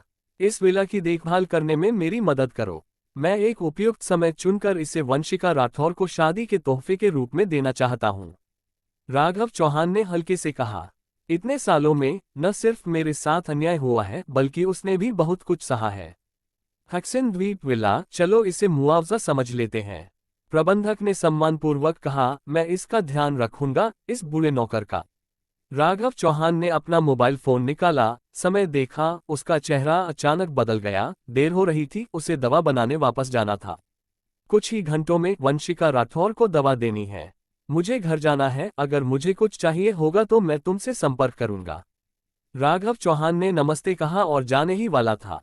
मास्टर, रुकिए। बटलर ने जल्दी से एक खूबसूरत पैकिंग वाला डिब्बा निकाला। ये कस्टम मेड रोलेक्स घड़ी है जो मास्टर ने आपको आपके जन्मदिन पर दी थी। उन्होंने मुझे इसे यहाँ लाने के लिए खास तौर पर कहा था। यह अच्छी है। राघव चौहान ने डिब्बा लिया, उसे हाथ में लिया और बाहर भाग गया। बटलर पीछे पीछे आया। राघव चौहान को वापस ले जाने के लिए एक बेंटले का इंतजाम किया और फिर राघव चौहान की बैटरी वाली कार लेकर एक हमर का इंतजाम किया जो पीछे पीछे चल रही थी। बेंटले ने राघव चौहान को राठौर के समुदाय के गेट पर भेज दिया और राघव चौहान कार से बाहर निकल गया। तुरंत पीछे वाली कार का ड्राइवर राघव चौहान की बैटरी वाली कार ले आया। मास्टर, आपकी कार। ठीक है, आप लोग वापस जाइए। राघव चौहान ने हाथ हिलाया। जन्मदिन की पार्टी खत्म होने के बाद शिवजीत राठौर, जो अभी अभी समुदाय में लौटा था, हैरानी से आंखें मलते हुए बोला, प्रिय, क्या तुम्हें लगता है कि जो व्यक्ति अभी बेंटले में चढ़ा और उतरा वही घटिया राघव चौहान है क्या? जैसे ही सुषमा राठौर ने ऊपर देखा, उसने राघव चौहान को बैटरी स्कूटर चलाते हुए समुदाय में आते देखा और तुरंत अपने होंठ सिकोड़ लिए। मुझे लगता है कि तुम नशे में हो और तुम्हें लगता है कि स्कूटर बेंटले है। जैसे ही करने ऊपर देखा, पता चला कि राघव चौहान बैटरी कार में सवार होकर आया था और उसका चेहरा तुरंत भद्दा हो गया। ये कूड़ा, क्या मैंने इसे घर जाकर साफ नहीं किया? अब वापस क्यों आए? आलस्य होगा। सुषमा राठौर ने रूखे चेहरे से कहा, अगर तुम चाहती हो कि मैं कहूं कि वंशिका अब ठीक हो गया है, तो ये कूड़ा बेकार है। बेहतर है कि इसे तलाक देकर बाहर निकल जाने दिया जाए। अगर वंशिका इतनी जवान और खूबसूरत है तो वो किसी अमीर आदमी से शादी कर सकती है। इस तरह नदी पार करके पुल गिराना, क्या ये अच्छा नहीं है? शिवजीत राठौर हिचकिचाया। नदी पार करके पुल गिराने के बारे में क्या ख्याल है? क्या वो बिना कुछ खाए पिए नहीं था? सुषमा राठौर का चेहरा उतर गया। बस, मैं वंशिका से बात करने का कोई मौका ढूंढ लूंगी। घर पहुंचते ही राघव चौहान ने जल्दी से डिब्बा मेज पर रख दिया। रसोई में भागा, एप्रन पहना, पहले से तैयार की गई औषधीय सामग्री निकाली, उन्हें बैंगनी रंग के कैसरोल में डाला और फिर सुबह तैयार की गई पुरानी मुर्गी को उसमें डाल दिया और उसमें पानी भर दिया। उसे चूल्हे पर रखकर धीमी आंच पर पकाएं। ये वही औषधीय सामग्री है जो उसने वंशिका राठौर की बीमारी के लिए खास तौर पर तैयार की थी। इसे 4 घंटे तक धीरे धीरे उबालना पड़ता है। 3 साल तक वंशिका राठौर रोजाना अपना खास औषधीय सूप पीती रही और बस इसी तरह उसकी हालत धीरे धीरे सुधरती गई। राठौर परिवार में किसी को पता नहीं था और अंधविश्वास से उसे सफलता समझ रहे थे। 1 और महीना पीने के बाद वंशिका राठौर लगभग ठीक हो जाएगी। उस समय राघव चौहान बिना किसी चिंता के उसे अपनी असली पहचान बता पाएगा। कमरे में वंशिका राठौर ने अपना मोबाइल फोन निकाला, झिझकते हुए कुछ देर तक दांत पीसते हुए, और रायजादा ग्रुप की अधीर रायजादा को फोन किया। श्रीमान रायजादा, क्या आज आप फ्री हैं? मैं आपसे बात करना चाहती हूँ।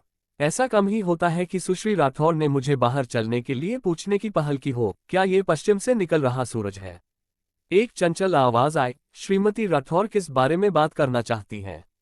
क्या प्यार के बारे में बात करना ठीक है? श्रीमान रायजादा, आप मजाक कर रहे हैं। वंशिका राठौर ने अपने होंठ काटे, अपनी मतली को रोकते हुए। मैं आपसे सहयोग के बारे में बात करना चाहती हूँ।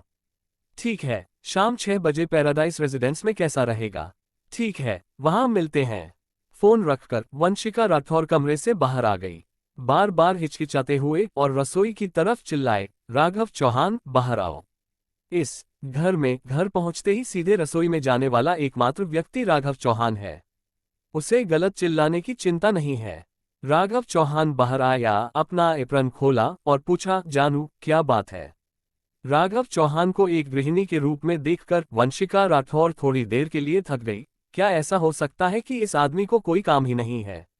उसे लोहे और स्टील से थोड़ी नफरत थी। तुम बड़े आदमी हो, या तो रोज खाना बनाते हो या साफ सफाई करते हो, क्या यह उचित है?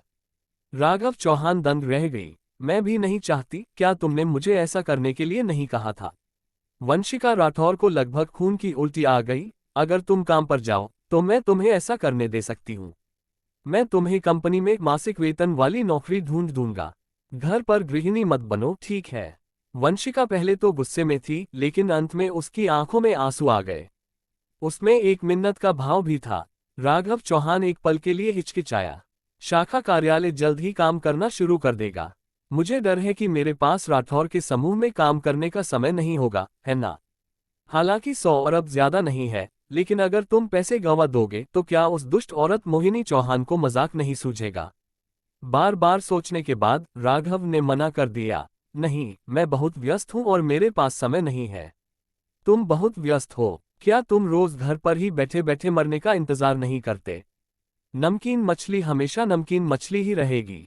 वंशिका राठौर इतना गुस्से में थी कि वह हंस पड़ी। वह इतनी बेवकूफ थी कि एक नमकीन मछली से इतनी मेहनत की उम्मीद कर रही थी। वह अचानक शांत हो गई और हल्के से बोली, मेरे साथ बाहर आओ और किसी क्लाइंट से मिलो। क्लाइंट से मिलो? वंशिका राठौर ने वाकई उसे बाहर ले जाने की पहल की थी। लगता है ये चिकन सूप बेकार नहीं गया। ये बढ़िया है। राघव चौहान बिना किसी हिचकिचाहट के मान गया। दोनों बाहर जाने ही वाले थे कि अशरफजीत राठौर और उसकी पत्नी वापस आ गए। सुषमा राठौर ने राघव चौहान को देखा और सीधे कहा, वंशिका, माँ तुमसे कुछ बात करना चाहती हैं। जल्दी करो, जब मैं वापस आऊंगी तो बात करते हैं। वंशिका राठौर ने हाथ हिलाया और सीधे नीचे चली गई। राघव चौहान भी उसके पीछे पीछे गया। सुषमा राठौर जहां थी वहीं खड़ी रही, उसका चेहरा पोती के तले जैसा काला पड़ गया था। 4 मिनट 10 मिनट बाद पैराडाइज होटल के प्रवेश द्वार पर वंशिका राठौर और राघव चौहान टैक्सी से उतरे। वंशिका राठौर ने लंबी बैंगनी पोशाक पहनी हुई थी, कंधे तक लंबे बाल और लाजवाब स्वभाव। उसका गर्वीला शरीर, सुंदर और आकर्षक चेहरे की विशेषता और स्वीट जैड जैसी गोरी त्वचा। जैसे ही वह प्रकट हुआ, रात के आकाश में मानो पूर्णिमा हो, सबका ध्यान अपनी ओर खींच रहा था। वाह, वह सुंदरता कहाँ है? वह तो टीवी के सितारों से भी ज्यादा सुंदर है। सड़क पर पैदल चलने वालों, बार बार पीछे मुड़कर देखो। राघव चौहान हल्के से मुस्कुराया, ये सुंदरता खुद उसकी रक्षा करेगी। दोनों होटल के गेट की ओर चल पड़े। नमस्ते, क्या आप दोनों का अपॉइंटमेंट है? दरवाजे पर दो खूबसूरत स्वागत करने वाली लड़कियां मुस्कुराते हुए आईं। रायजादा ग्रुप के मिस्टर अधीर रायजादा के साथ हमारी अपॉइंटमेंट है, वंशिका राठौर ने कहा। क्या आप मिस राठौर हैं? स्वागत करने वाली सुंदरी मुस्कुराए और आमंत्रण का इशारा किया। मिस्टर रायजादा आ गए हैं और रोज हॉल की दूसरी मंजिल पर आपका इंतजार कर रहे हैं। उन्होंने कहा था कि जब आप आएं तो निजी कमरे में चले जाएं। यह अच्छा है। वंशिका राठौर ने सिर हिलाया और स्वागत करने वाले मेहमानों के साथ वे दोनों हॉल से होते हुए दूसरी मंजिल पर चले गए। दूर से उन्होंने 6 अंगरक्षकों को दरवाजे पर खड़े देखा। गलियारे के आखिर में कमरा। मिस राठौर, हम आ गए, कृपया अंदर आइए। स्वागत करने वाली लड़की ने विनम्रता से उन दोनों के लिए निजी कमरे का दरवाजा खोला। वंशिका राठौर ने सिर हिलाया और दोनों निजी कमरे में चले गए। निजी कमरे में एक अधेड़ उम्र का 40 साल का आदमी सफेद कमीज और बड़ा पेट पहने टांगे क्रॉस करके सिगरेट पी रहा था। दोनों लोगों को अंदर आते देख वे तुरंत उत्साह से खड़े हो गए। मिस राठौर, आप आखिरकार आ ही गईं। मैं ओल्ड रायजादा आधे घंटे से इंतजार कर रहा हूं। माफ कीजिए, सड़क पर ट्रैफिक जाम है, वंशिका राठौर ने माफी मांगते हुए समझाया। हाँ, कोई बात नहीं, मैं जल्दी में गरम टोफू नहीं खा सकता। हाथ मिलाने के बाद अधीर रायजादा ने मुस्कुराते हुए बगल वाली कुर्सी थपथपाई। मिस राठौर, कृपया बैठ जाए। वंशिका राठौर के चेहरे के भाव बदल गए। दोनों कुर्सियां अगल बगल थीं, अगर वह बैठना चाहती तो क्या वह अधीर रायजादा से चिपकी नहीं रहती? मिस राठौर, आप मुझे कोई इज्जत नहीं देना चाहती और फिर भी एक अनुबंध पर बातचीत करना चाहती हैं। अधीर रायजादा की मुस्कान मुस्कान नहीं है। अध्याय 7। वंशिका राठौर का चेहरा बदल गया। वो कुछ देर तक तड़पती रही। वो मुड़कर जाना चाहती थी, लेकिन रायजादा समूह राठौर परिवार का सबसे बड़ा और सबसे महत्वपूर्ण ग्राहक है। रायजादा समूह के ऑर्डर राठौर परिवार के कुल कारोबार का लगभग 1/3 हिस्सा थे। एक बार जिद करने पर परिणाम बेहद विनाशकारी होते हैं। अचानक एक दुविधा। यह एक शानदार जगह है, मुझे ये पसंद है। इसी समय राघव चौहान, जिन्हें एक पारदर्शी व्यक्ति माना जाता था, कुर्सी पर बैठ गए। वंशिका राठौर और अधीर रायजादा लगभग एक ही समय पर अचंभित रह गए। प्रेसिडेंट रायजादा, मैं आपके साथ बैठूंगा, क्या आपको कोई आपत्ति है? राघव चौहान बहुत परिचित लग रहे थे। उनका एक हाथ अधीर रायजादा के कंधे पर था। अधीर रायजादा का चेहरा अचानक उतर गया और उनकी आंखों में उदासी छा गई। मिस राठौर, ये कौन है? श्रीमान रायजादा, मैं आपका परिचय कराती हूँ। ये मेरे पति राघव चौहान हैं। वंशिका राठौर ने तुरंत मुस्कुराते हुए परिचय कराया और उसी समय अधीर रायजादा के सामने बैठ गईं। राष्ट्रपति रायजादा, हम पहली बार मिल रहे हैं, कृपया मेरा ध्यान रखें। राघव चौहान मुस्कुराए। अधीर रायजादा ने घृणा से राघव चौहान का हाथ अपने हाथ से हटा लिया और मुंह के कोने से व्यंग्यात्मक लहजे में कहा, ये तो महान श्रीमती राठौर निकली और आज मैंने खुद को देखा। श्रीमती राठौर। राघव चौहान की आंखें तुरंत सिकुड़ गईं। वंशिका राठौर का चेहरा जम गया। श्रीमती राठौर नाम एक उपनाम था। राठौर परिवार के कुछ लोगों ने जानबूझकर राघव चौहान को अपमानित करने के लिए दिया था। उस पर हंसो कि वह नर्म खाना खाता है, औरत की तरह काम नहीं करता। अचानक अधीर रायजादा को भी यह उपनाम पता था। राघव चौहान की शर्मिंदगी के डर से वंशिका राठौर ने तुरंत मुस्कुराते हुए बात को शांत किया। मिस्टर रायजादा, आपको मजाक करना बहुत आता है। मजाक? क्या आप इसे आमतौर पर ऐसा नहीं कहते? अधीर रायजादा का स्वर स्तब्ध लग रहा था, लेकिन उसके चेहरे के भाव से लगभग साफ हो गया था कि मैं आपको अपमानित करना चाहता था। मिस्टर रायजादा, यह मेरा पारिवारिक मामला है। चलो अनुबंध के बारे में बात करते हैं, करें क्या? वंशिका राठौर ने जबरदस्ती मुस्कुराकर बात बदल दी। व्यापार की बात करते समय घबराओ मत। पहले एक ड्रिंक लेते हैं। पीने के बाद हम किसी भी विषय पर बात कर सकते हैं। अधीर रायजादा जोर से हंसी, महंगी रेड वाइन की एक बोतल उठाए और सीधे वंशिका राठौर के लिए भर दी। मिस राठौर, आज आप देर से आए हैं, 3 गिलास बढ़िया वाइन, क्या ये ज्यादा नहीं है? ये रेड वाइन से भरे गिलास को देखकर वंशिका राठौर भौचक्की रह गई। उसे पीना ही नहीं आता, 3 गिलास तो दूर की बात है, इतने भरे गिलास में तो वह बेहोश हो जाएगी। मिस राठौर, गिलास मत हिलाए, क्योंकि आपको लगता है कि रेड वाइन बोरिंग है और आप व्हाइट वाइन पीना चाहती हैं। अधीर रायजादा ने वंशिका राठौर को आधी मुस्कान के साथ देखा, उसकी आंखों में आक्रामकता भरी थी। प्रेसिडेंट रायजादा, अरे मिस्टर रायजादा, एक औरत के साथ पीने का क्या मतलब है? मैं तुम्हारे साथ पीता हूँ। राघव चौहान खड़ा हुआ, वंशिका राठौर को बीच में रोका, मेज पर रखी रेड वाइन उठाए और जू इनहुई के कुछ कहने से पहले ही उसने बोतल पर फूंक मार दी। 10 सेकंड से भी कम समय में उसने रेड वाइन की एक बोतल खत्म कर दी। इसका स्वाद अच्छा है, लगता है ये लाफाइट है। राघव चौहान ने शराब की बोतल नीचे रख दी, अधूरे भाव से वंशिका राठौर के सामने रखा वाइन का गिलास उठाया और एक ही घूंट में पी गया। अधीर रायजादा को लगभग खून की उल्टी आ गई, उसकी आंखों से बस आग उगलने को थी। ये तो लाफाइट है, 5 से ज्यादा की बोतल, वह इसे पीने से अक्सर कतराता है। अचानक राघव चौहान जैसे घटिया दामाद ने उसे पी लिया। वंशिका राठौर ने राहत की सांस ली, उसे उम्मीद नहीं थी कि एक अंधी बिल्ली एक मरा हुआ चूहा बन जाएगी आज, और राघव चौहान को साथ लाना सही था। कम से कम तुम शराब रोकने में मदद तो कर सकते हो। क्या बात है? क्या मिस्टर रायजादा ने नहीं कहा था कि देर से आने पर तुम पर 3 ड्रिंक्स का जुर्माना लगेगा? मैं भी देर से आया हूँ। राघव चौहान हंसा और बोला, मिस्टर लियू के प्रति अपनी ईमानदारी दिखाने के लिए मैं तुम पर सीधे 3 बोतल शराब का जुर्माना लगा दूंगा, कैसा रहेगा? इतना कहकर वो उठा और शराब लेने जा रहा था। बस करो, एक बोतल ही काफी है। अधीर रायजादा जल्दी में था। आज वह जो लाया था वह सब बड़ी सावधानी से अच्छी वाइन इकट्ठी की। उसे राघव चौहान की तरह इस घटिया वाइन की एक बोतल पीने में बहुत मजा आएगा। अगर तुम सच में राघव चौहान को 3 बोतलें दोगे तो उसे खून की उल्टी हो जाएगी। ये काम नहीं करेगा, एक बोतल मेरी माफी को बिल्कुल भी व्यक्त नहीं कर सकती। राघव चौहान ने 3 बोतलें पीने की जिद की। अधीर रायजादा को गुस्सा आया, उसने मेज पर थप्पड़ मारा और सीधे कहा, वंशिका राठौर, मैं तुमसे बकवास करने के लिए बहुत आलसी हूँ, तुम्हारे निकम्मे दामाद को बाहर जाने दो, हम आज बात जारी रख सकते हैं। नहीं, मैं अभी चला जाऊंगा। प्रेसिडेंट रायजादा, इसका क्या मतलब है? राघव चौहान के चेहरे की मुस्कान गायब हो गई। तुम क्या हो? क्या तुम मुझसे बात करने के लायक हो? अधीर रायजादा ने व्यंग्यात्मक लहजे में कहा, तुम जैसे दामाद के साथ खाना मेरे लिए अपमानजनक है। तुम तो बस मेरे अंगरक्षक की तरह दरवाजे के बाहर खड़े रहने के ही लायक हो। ये शब्द वाकई बेशर्मी से किया गया अपमान है। राघव चौहान की आंखें तुरंत सिकुड़ गईं और उसकी आंखों में एक ठंडी रोशनी चमक उठी। वंशिका राठौर को डर था कि अधीर रायजादा नाराज होकर यह सहयोग पूरी तरह से रद्द कर देंगे। झट से उठकर बोली, राघव चौहान, तुम पहले बाहर जाओ, बाहर मेरा इंतजार करो। ऐसा नहीं हो सकता, रायजादा समूह का अनुबंध राठौर समूह की जीवन रेखा है और इसमें गलतियों की कोई गुंजाइश नहीं है।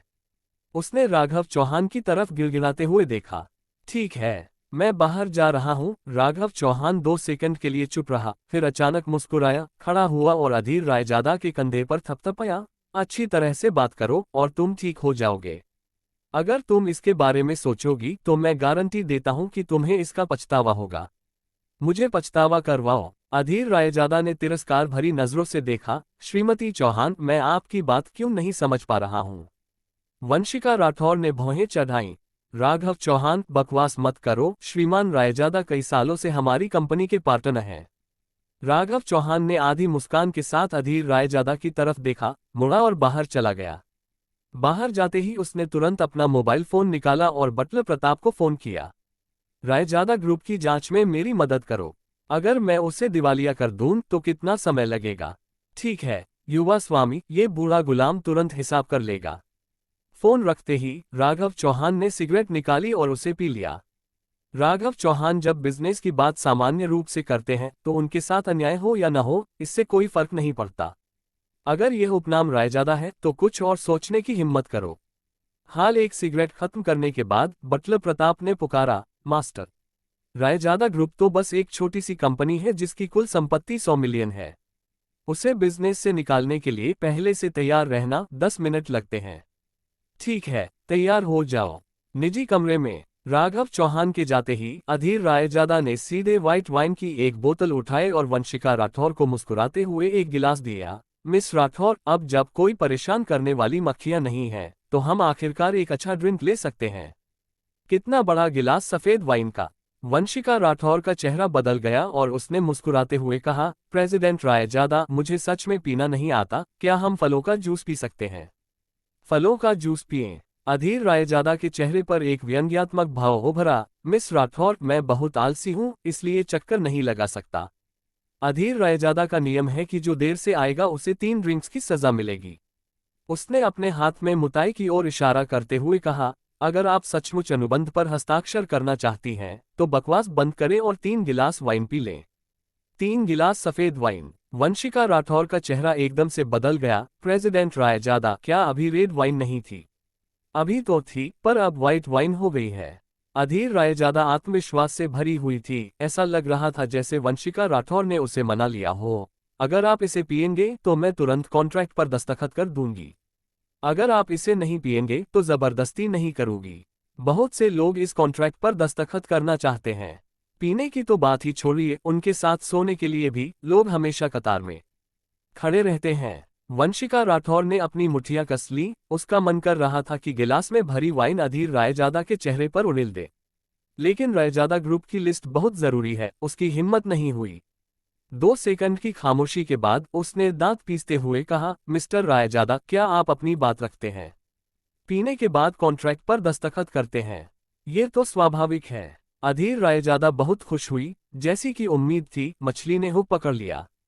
उसने कोने में छिपे कैमरे को घूरा। उसका दिल धड़क रहा था। सब कुछ तैयार था, बस वंशिका राठौर के नशे में धुत होने का इंतजार था। ठीक है, मैं पी लूंगी। वंशिका राठौर ने दांत पीस लिए। इन करोड़ों के कॉन्ट्रैक्ट के लिए उसने कड़ी मेहनत की थी। दिल टूट गया। उसने वाइन का गिलास उठाया, अचानक सिर उठाया और एक ही घूंट में पी गई। खांसी खांसी। अगले ही पल वह जोर से खांसी, गले से पेट तक, मानो आग जल रही हो। तीखे स्वाद ने उसे रुला दिया। गोरी त्वचा अचानक लाल हो गई। उसे, जो पहले से ही आकर्षक और आकर्षक है, आकर्षण का एक स्पर्श जोड़ने दो। घास, ये बहुत सुंदर है। माँ दे, कितनी रसीली पत्ता गोभी है। राघव चौहान जैसे निकम्मे को 3 साल सोने दो, क्या बकवास है। इस समय वंशिका राठौर का मनमोहक रूप देखकर अधीर रायजादा को राघव चौहान से सचमुच जलन होने लगी। लेकिन जल्द ही वह उत्साह में बदल गया। जल्द ही, ये फूल मुझे ही तोड़ना पड़ेगा। जब वंशिका राठौर नशे में धुत हो जाएगी और खुद को रोक पाने की क्षमता खो देगी, तो यह एक व्यंजन बन जाएगा और वह जो चाहे कर सकती है।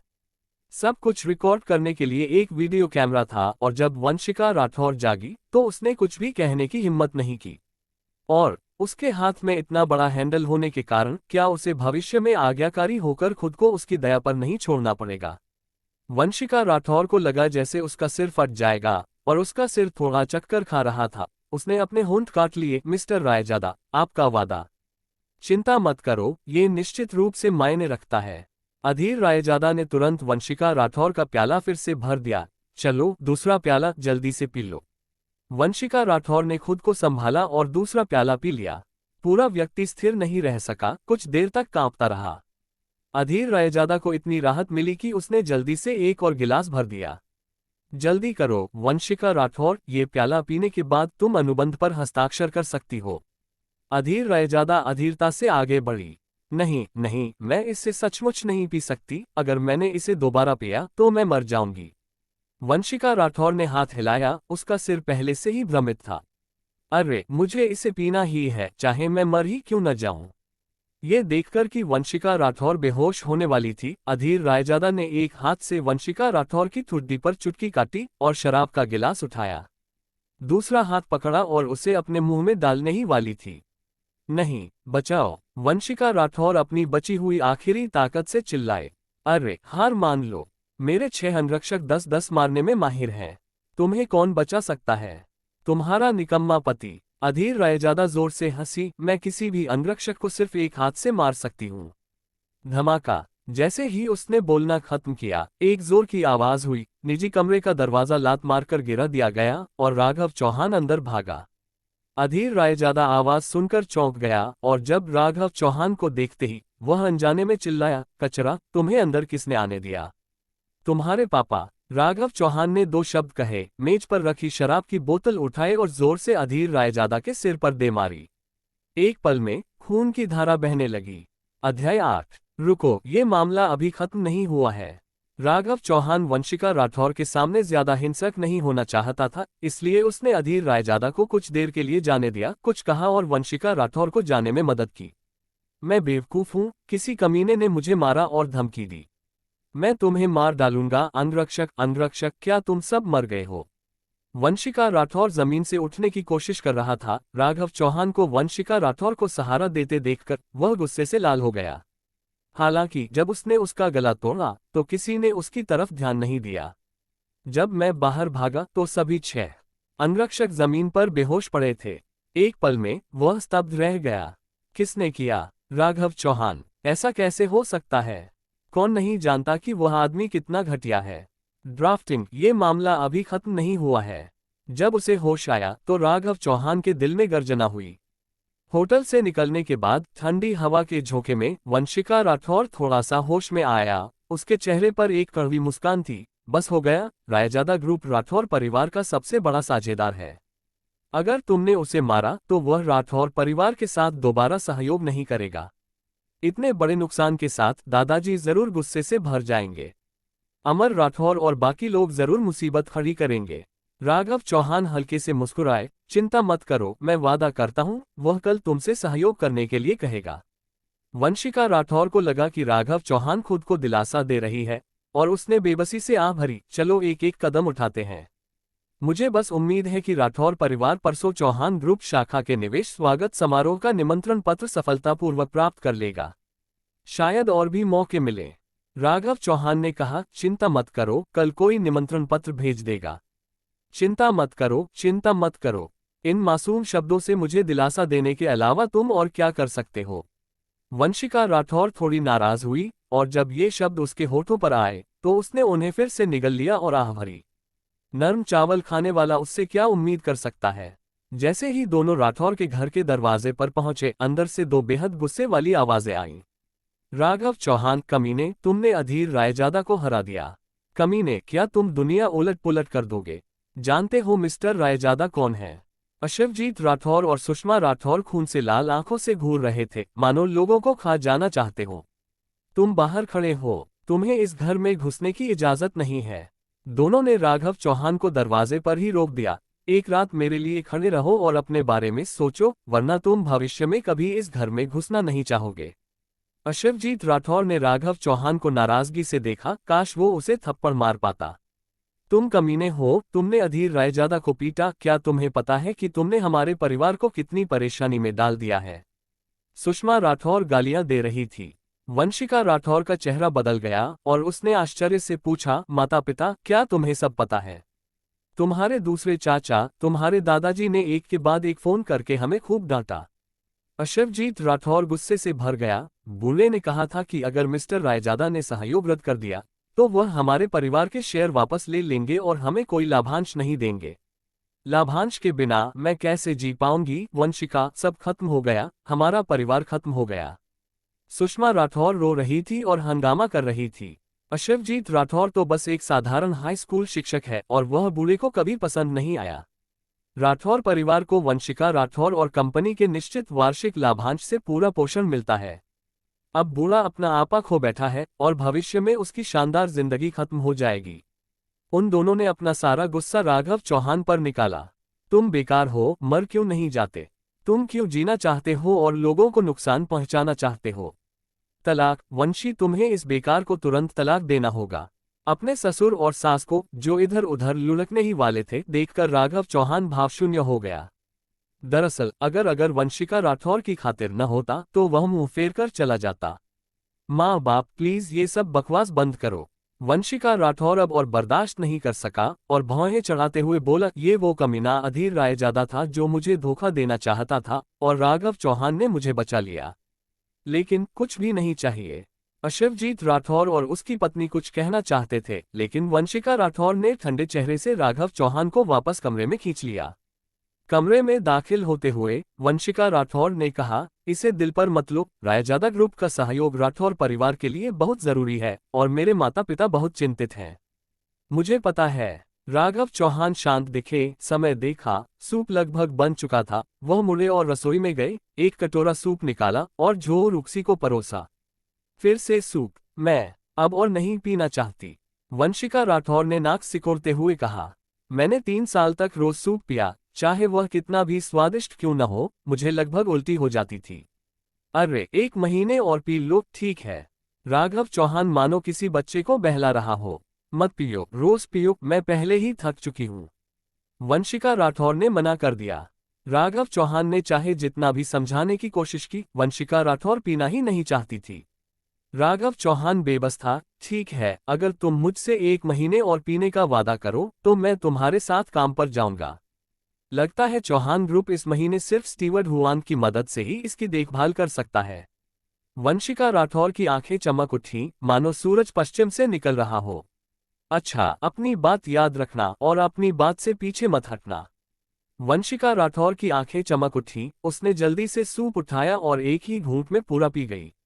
लेकिन उसे पीने के बाद उसे लगा कि कुछ गड़बड़ है। क्या पुरुषों का काम पर जाना स्वाभाविक नहीं है?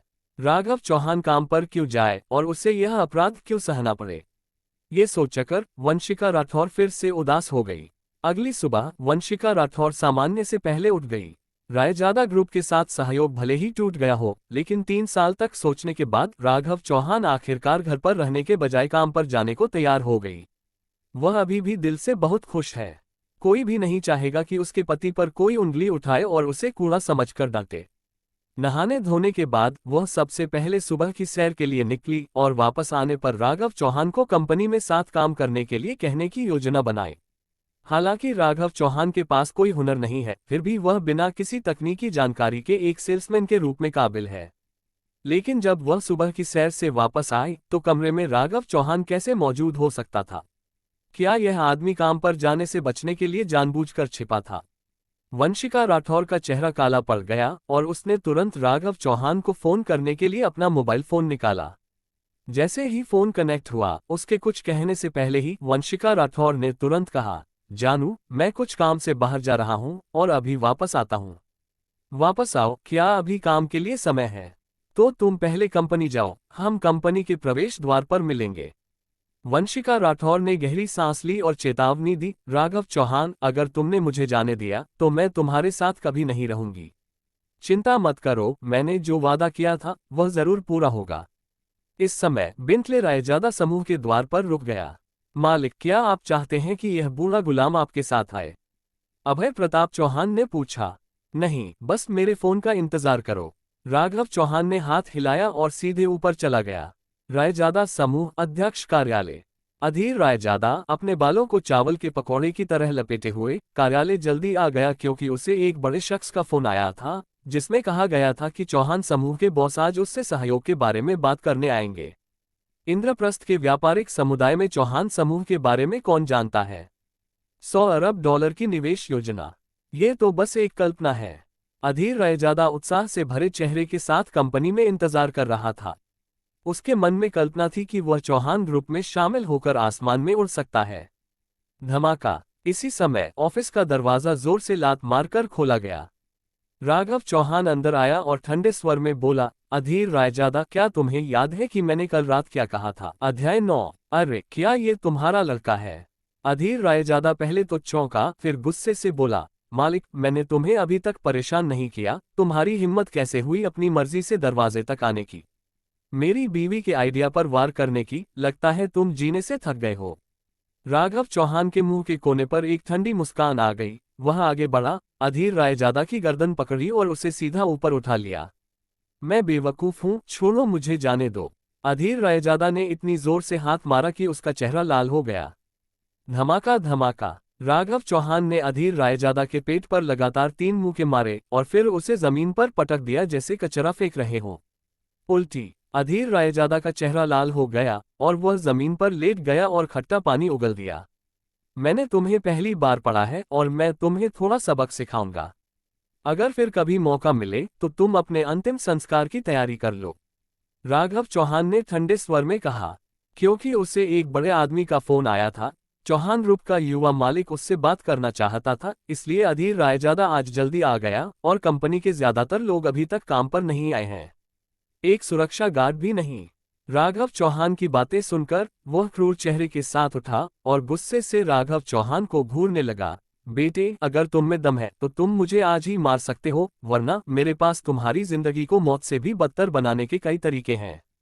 अधीर रायजादा ने क्रूरता से धमकी दी। मैं तुम्हें बता दूं, दक्षिण प्रदेश में चौहान ग्रुप जैसे विशालकाय ने भी मेरा सहयोग लेने की पहल की है। तुम जैसे बेकार को मारना मेरे लिए उतना ही आसान है जितना किसी चींटी को कुचलकर मारना। समझदार, अब घुटने टेककर माफी मांगो और फिर वंशिका राठौर को मेरे बिस्तर पर भेज दो, मैं तुम्हें जिंदा छोड़ने पर विचार कर सकता हूँ। धमाका। राघव चौहान ने अधीर रायजादा को जमीन पर पटक दिया। लगता है तुम सच में मौत की तलाश में हो। अधीर रायजादा ने क्रूरता से मुस्कुराते हुए कहा, अगर तुम में दम है तो मुझे मार दो, वरना मेरे बदले का इंतजार करो। मेरे जैसा बड़ा आदमी, मैं कितना भी ताकतवर क्यों न हो, तुम्हारे जैसे निकम्मे दामाद की कल्पना से भी परे है। सिर्फ तुम आप भी बड़े आदमी हो। राघव चौहान ने तिरस्कार का भाव दिखाया और सीधे भिड़ंत पर उतर गए। चौहान ग्रुप तुम्हें सहयोग के लिए बुला रहा है। मैं तुम्हें बता दूं, मैं चौहान ग्रुप का बॉस और चौहान परिवार का पहला वारिस हूं। आज मैं ही हूं। मेरी तुमसे मुलाकात है। तुम चौहान परिवार के युवा स्वामी। हा हा हा। अधीर रायजादा जोर से हंसी और हंसी से आंसू बह निकले। क्या तुम बहुत समय से बेकार हो और अब तुम करवट बदलकर मतिभ्रम करना चाहते हो? बकवास बंद करो, मैं तुम्हें अभी 2 विकल्प देता हूँ। राघव चौहान वंशिका राठौर से मिलने की जल्दी में था, उसे जाने दिया और सीधे अपने पत्ते दिखाए। पहला, मैं राठौर ग्रुप के पास जाकर प्रणाम करूंगा और बाद में वंशिका राठौर से माफी मांगूंगा। दूसरा, मैं तुम्हारी टूटी हुई कंपनी को तुरंत दिवालिया होने दूंगा। तुम एक चुन लो। क्या मैं वंशिका राठौर से माफी मांगने के लिए प्रणाम कर सकता हूँ? मेरी कंपनी को दिवालिया कर दूं? अधीर रायजादा उठा और राघव चौहान को एक दयालु नजर से देखा। मैं देख रहा हूं कि तुम हर दिन पागल हो रहे हो, तुम वास्तविकता और सपनों में अंतर नहीं कर सकते, है ना? वह सोफे पर बैठ गया, एक सिगार निकाला और उसे जलाया, तिरस्कार भरी नजरों से। चलो, मैं देखता हूं तुमने मेरी कंपनी को कैसे दिवालिया कर दिया। जैसी तुम्हारी मर्जी। राघव चौहान ने तुरंत अपना मोबाइल फोन निकाला और बटलर प्रताप को फोन किया। जितनी जल्दी हो सके रायजादा ग्रुप बंद हो जानी चाहिए। ठीक है मालिक, 5 मिनट रुको। फोन रखने के बाद राघव चौहान भी अपनी कुर्सी पर बैठ गए और अधीर रायजादा की ओर देखा, जो बादलों से कश निकाल रही थी। पी लो, बस आखिरी 5 मिनट हैं, मुझे डर है कि आगे मेरे पास सिगार पीने के पैसे नहीं होंगे। चलो पीते हैं और इसका आनंद लेते हैं। हाँ हाँ, तुम्हारा मतलब है कि मैं 5 मिनट में दिवालिया हो जाऊंगी। अधीर रायजादा सचमुच हंसी से लोटपोट हो गई। मुझे नहीं लगता कि तुम अब सपने देख रही हो, तुम बीमार हो, तुम्हें न्यूरोलॉजी विभाग में दिखाने के लिए अस्पताल जाना होगा। हाँ हाँ। राघव चौहान मुस्कुराया, अपना फोन निकाला, उसे मेज पर रख दिया और कहा, अभी भी 4 मिनट बाकी हैं। उसकी रोलेक्स मेज पर थी, लेकिन आज सुबह उसे वह मिल नहीं पाए। मैं देखना चाहता हूं कि तुम कब तक दिखावा कर सकती हो। अधीर रायजादा ने राघव चौहान को नाराजगी से देखा। 3 मिनट, राघव चौहान ने हल्के से कहा। बेटे, मैं तुम्हें भी 2 मिनट दूंगा, जैसा मैंने अभी कहा था, घुटनों के बल झुककर प्रणाम करो, अपनी पत्नी को मेरे बिस्तर पर भेजने की पहल करो, मैं तुम्हारी मानसिक बीमारी की खातिर तुम्हें जाने दे सकता हूँ। अधीर रायजादा ने ठंडे चेहरे के साथ कॉफी टेबल पर पैर रख दिए। 2 मिनट, राघव चौहान ने कहा। 1 मिनट, अधीर रायजादा की आंखों में एक भयंकर भाव था। बेटे, अगर तुम हार नहीं मानोगे तो तुम अपनी जान भी नहीं बचा पाओगे। 1 मिनट, राघव चौहान ने उदासीनता से उल्टी गिनती शुरू की। समय समाप्त। अधीर रायजादा ने दया से राघव चौहान को देखा। बेटे, तुम मर गए।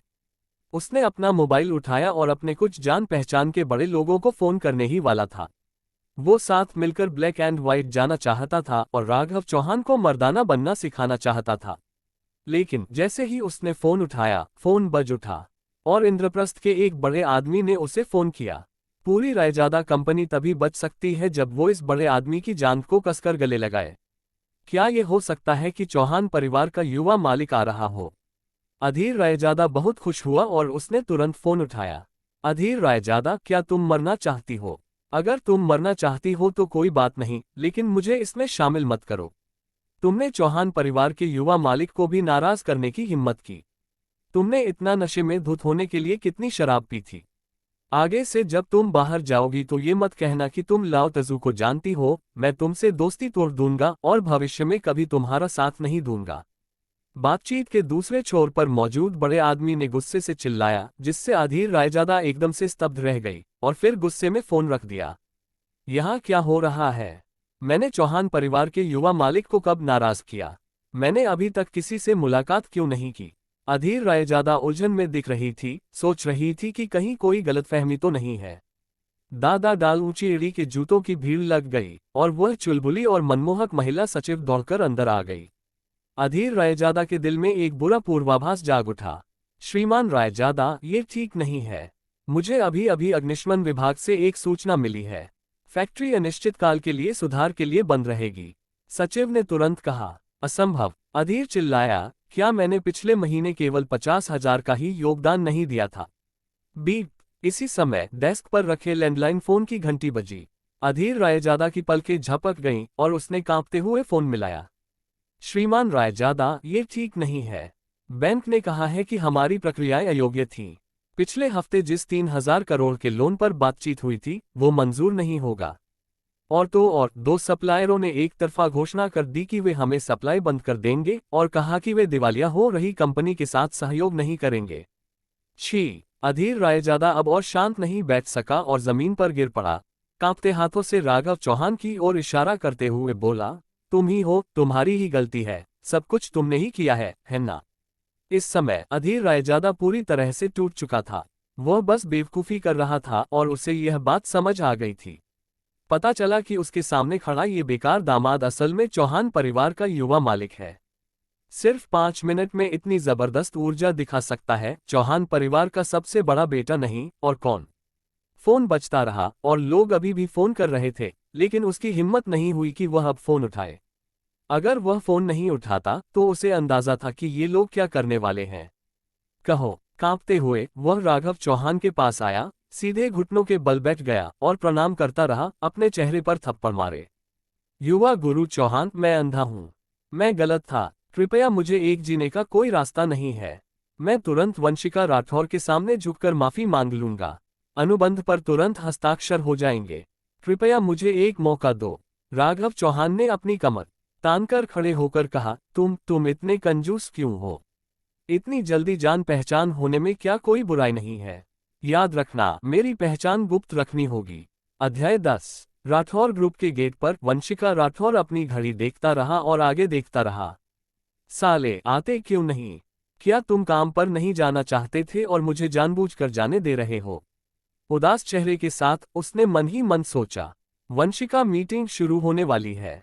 दादाजी मीटिंग रूम में तुम्हारा इंतजार कर रहे हैं। तुम यहाँ क्या टालमटोल कर रहे हो? अमर राठौर बाहर आया और आग्रह किया। भाई अमर, जल्दी मत करो, उसके निकम्मे पति ने मिस्टर रायजादा को पीटा है। मुझे डर है कि वह अंदर जाने की हिम्मत नहीं कर पाएगी, डांट के डर से। चचेरी बहन कोमल राठौर खुशी से वहां से गुजरी। अफसोस है, कुछ चीजें ऐसी होती हैं जिनसे तुम बच नहीं सकते।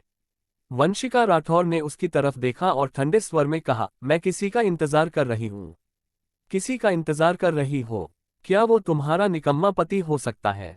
कोमल राठौर ने व्यंग्य किया। क्या तुम चाहती हो कि वो दादाजी को भी पीट दे? वंशिका राठौर काफी मशहूर थी और जब वो पढ़ाई कर रही थी तब भी वो इंटरनेट पर मशहूर थी और उसे इंद्रप्रस्थ की सबसे खूबसूरत स्कूल गर्ल का खिताब मिला था। कोमल राठौर को लगा कि वो उससे ज्यादा बुरी नहीं है, लेकिन वंशिका राठौर को देखने के बाद सभी मर्दों ने उससे मुंह मोड़ लिया, जिससे उसे बहुत जलन हुई। तो अगर तुम्हारे पास करने को कुछ नहीं है तो तुम वंशिका राठौर पर 1-2 बार पैर रखना पसंद करती हो। मैं आ रही हूँ। वंशिका राठौर की बात बीच में ही एक जोरदार चीख ने रोक दी। राघव चौहान बैटरी कार में सवार होकर जल्दी आ गया। वंशिका राठौर का चेहरा पीला पड़ गया। ये कमीना आया ही देर सवेर, वह इस समय क्यों आया? तुम्हें बैटरी कार चलानी है, टैक्सी लेना नहीं आता? क्या अब तुम हंसते हंसते मर नहीं सकते? अमर राठौर और कोमल राठौर राघव चौहान को देखकर दंग रह गए और फिर जोर से हंस पड़े। वंशिका राठौर, मैं सचमुच तुम्हारी हूं। कोमल राठौर ने मजाक उड़ाया, क्या तुम्हें सचमुच अपना निकम्मा पति मिल गया? यहां आकर अच्छा लगा। अमर राठौर ने ठंडी सांस ली, इस कमीने को मिस्टर रायजादा के आगे झुककर माफी मांगने दो। क्या तुम्हें पता है कि रायजादा ग्रुप के आदेश के बिना कंपनी का प्रदर्शन आधा रह जाएगा? उसने तिरस्कार से देखा, तुम्हारी हिम्मत कैसे हुई मिस्टर रायजादा को हराने की, और बिना पेशाब किए आईने में देखकर अपनी असलियत दिखाने की। हालात देखकर लगता है कि तुम्हें ठीक ठीक पता है कि तुम क्या हो। राघव चौहान ने गाड़ी पार्क की, मुस्कुराते हुए उनके पास गया और उन दोनों की तरफ देखा। चलो तुम दोनों बताओ तुम क्या हो? हम चीजें नहीं हैं, तुम हो। कोमल राठौर ने गुस्से से कहा। छी छी बीवी, चलो लोग मानते हैं कि वे कुछ नहीं हैं, तो हम उनसे क्या कहें?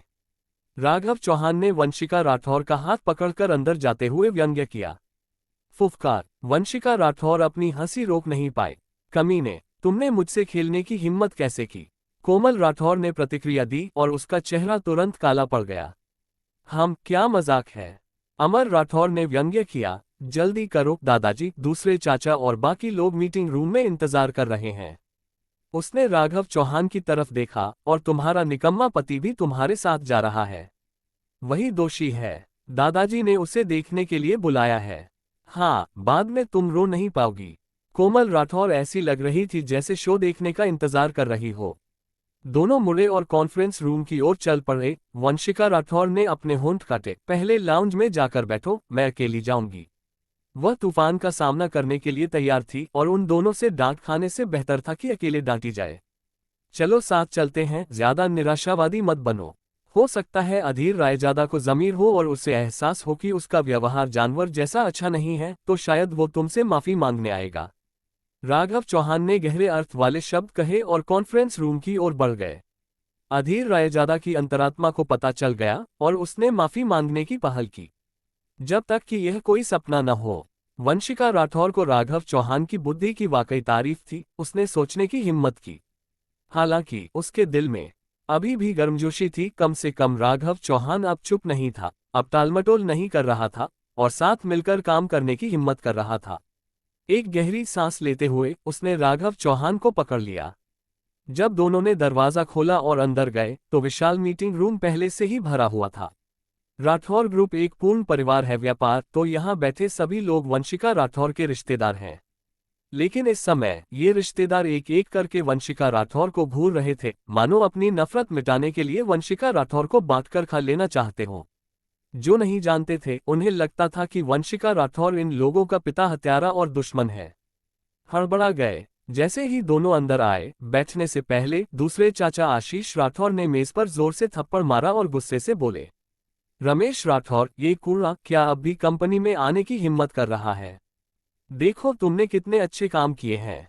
अब पूरी कंपनी तुमसे प्रभावित है और बहुत मुमकिन है कि वो अपना सबसे बड़ा साथी खो दे।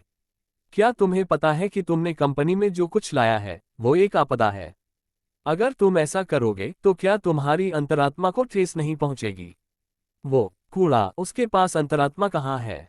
कोमल राठौर ने व्यंग्य किया। तुम पति पत्नी, आज मुझे कोई उचित स्पष्टीकरण दो, वरना मैं शिवजीत राठौर के शेयर वापस ले लूंगा। बुजुर्ग ने भी उदास चेहरे से उन दोनों को घूरा और गुस्से से कहा, तुम सब सिर्फ हम पर इल्जाम लगाना जानते हो। क्या तुम्हें पता है कि वो कमीना अधीर रायजादा मुझे नशे में धुत करना चाहता था और मेरे साथ छेड़छाड़ करता था? क्या तुम में से किसी ने कभी मेरी भावनाओं का ख्याल रखा? वंशिका राठौर ने नाराजगी से कहा, यही तुम्हारा बहाना है। अमर राठौर ने तिरस्कारपूर्वक उपहास किया, तुम तो सेल्समैन हो, शराब पीने का क्या मतलब है? मैं तुम्हारे साथ छेड़छाड़ करना चाहता था, इसलिए मैंने पूछा। मिस्टर रायजादा, उसने तुम्हारे साथ छेड़छाड़ क्यों की? अगर राघव चौहान ना होता तो वह दरिंदा कामयाब हो जाता। वंशिका राठौर ने गुस्से से कहा, सीधे शब्दों में कहूं तो कोई है ही नहीं। क्या तुम हमें बेबुनियाद बात कहकर बेवकूफ बना रहे हो? अमर राठौर ने उपहास किया और कहा, मुझे लगता है कि तुम्हारा निकम्मा पति मिस्टर जू के पैसे और ताकत से जलता है, इसलिए उसने मिस्टर रायजादा पर हमला किया। अब तुम बस इसे छुपाने में मदद कर रही हो। ठीक है, और हाँ, तुम 8 अंकों वाले व्यवसाय की बात कर रही हो। मिस्टर रायजादा की तो बात ही छोड़ो, भले ही उसने सचमुच तुम्हारा यौन उत्पीड़न किया हो, तो क्या हुआ? क्या तुम कंपनी और परिवार के लिए कुछ त्याग नहीं कर सकती? तुम 3 साल से एक कूड़े के टुकड़े के साथ सो रही हो, क्या तुम्हें अब भी इससे कोई आपत्ति है? मिस्टर रायजादा राघव चौहान की 10 गलियों में धमाका करना बंद नहीं कर सकते। कोमल राठौर मुसीबत में पड़ गई है। ठीक है, हम सब बड़े हैं, औरत और मर्द में क्या बड़ी बात है। हाँ, वो पीले फूलों वाली कोई बड़ी लड़की नहीं है, वो एक पवित्र और मजबूत औरत होने का नाटक कर रही है। राठौर परिवार में सबने एक एक करके आरोप लगाए। तुम वंशिका राठौर के होंठ गुस्से से कांप उठे। क्या किसी ने ऐसा कहा था? राघव चौहान मन ही मन बहुत शांत थे, चुपचाप इन लोगों का प्रदर्शन देख रहे थे। कुछ मत कहो, बुजुर्ग ने उदास चेहरे से वंशिका राठौर को बीच में ही टोक दिया और कड़ी नजरों से वंशिका राठौर को घूरा। जो बीत गया सो बीत गया, अब मैं तुम्हें अपनी गलती सुधारने का एक मौका दूंगा। मैंने श्रीमान रायजादा को मध्यस्थता के लिए अनगिनत रिश्तेदारों को सौंपा था और उन्होंने हमें एक और मौका देने का वादा किया है। लेकिन उन्होंने तुम्हें नाम लेकर स्पष्टीकरण देने को कहा है। आज रात अभी भी पैराडाइज रेस्टोरेंट है या निजी कमरा, 7 बजे तुम मेरे लिए समय पर पहुंचना। चलो इस सहयोग के बारे में अच्छी तरह बात करते हैं, चलो बीती बातों को भूल जाते हैं। अगर बातचीत अच्छी नहीं हुई, अगर तुम कंपनी छोड़ दोगे तो मैं शेयर वापस ले लूंगा। बुजुर्ग ने ठंडे स्वर में कहा। वंशिका राठौर का चेहरा पीला पड़ गया। मैं जाती हूँ, उसने आंसू रोके दांत पीसते हुए कहा। धमाका। तभी कॉन्फ्रेंस रूम का दरवाजा खटखटाया गया। अधीर रायजादा जल्दी से अंदर भागी।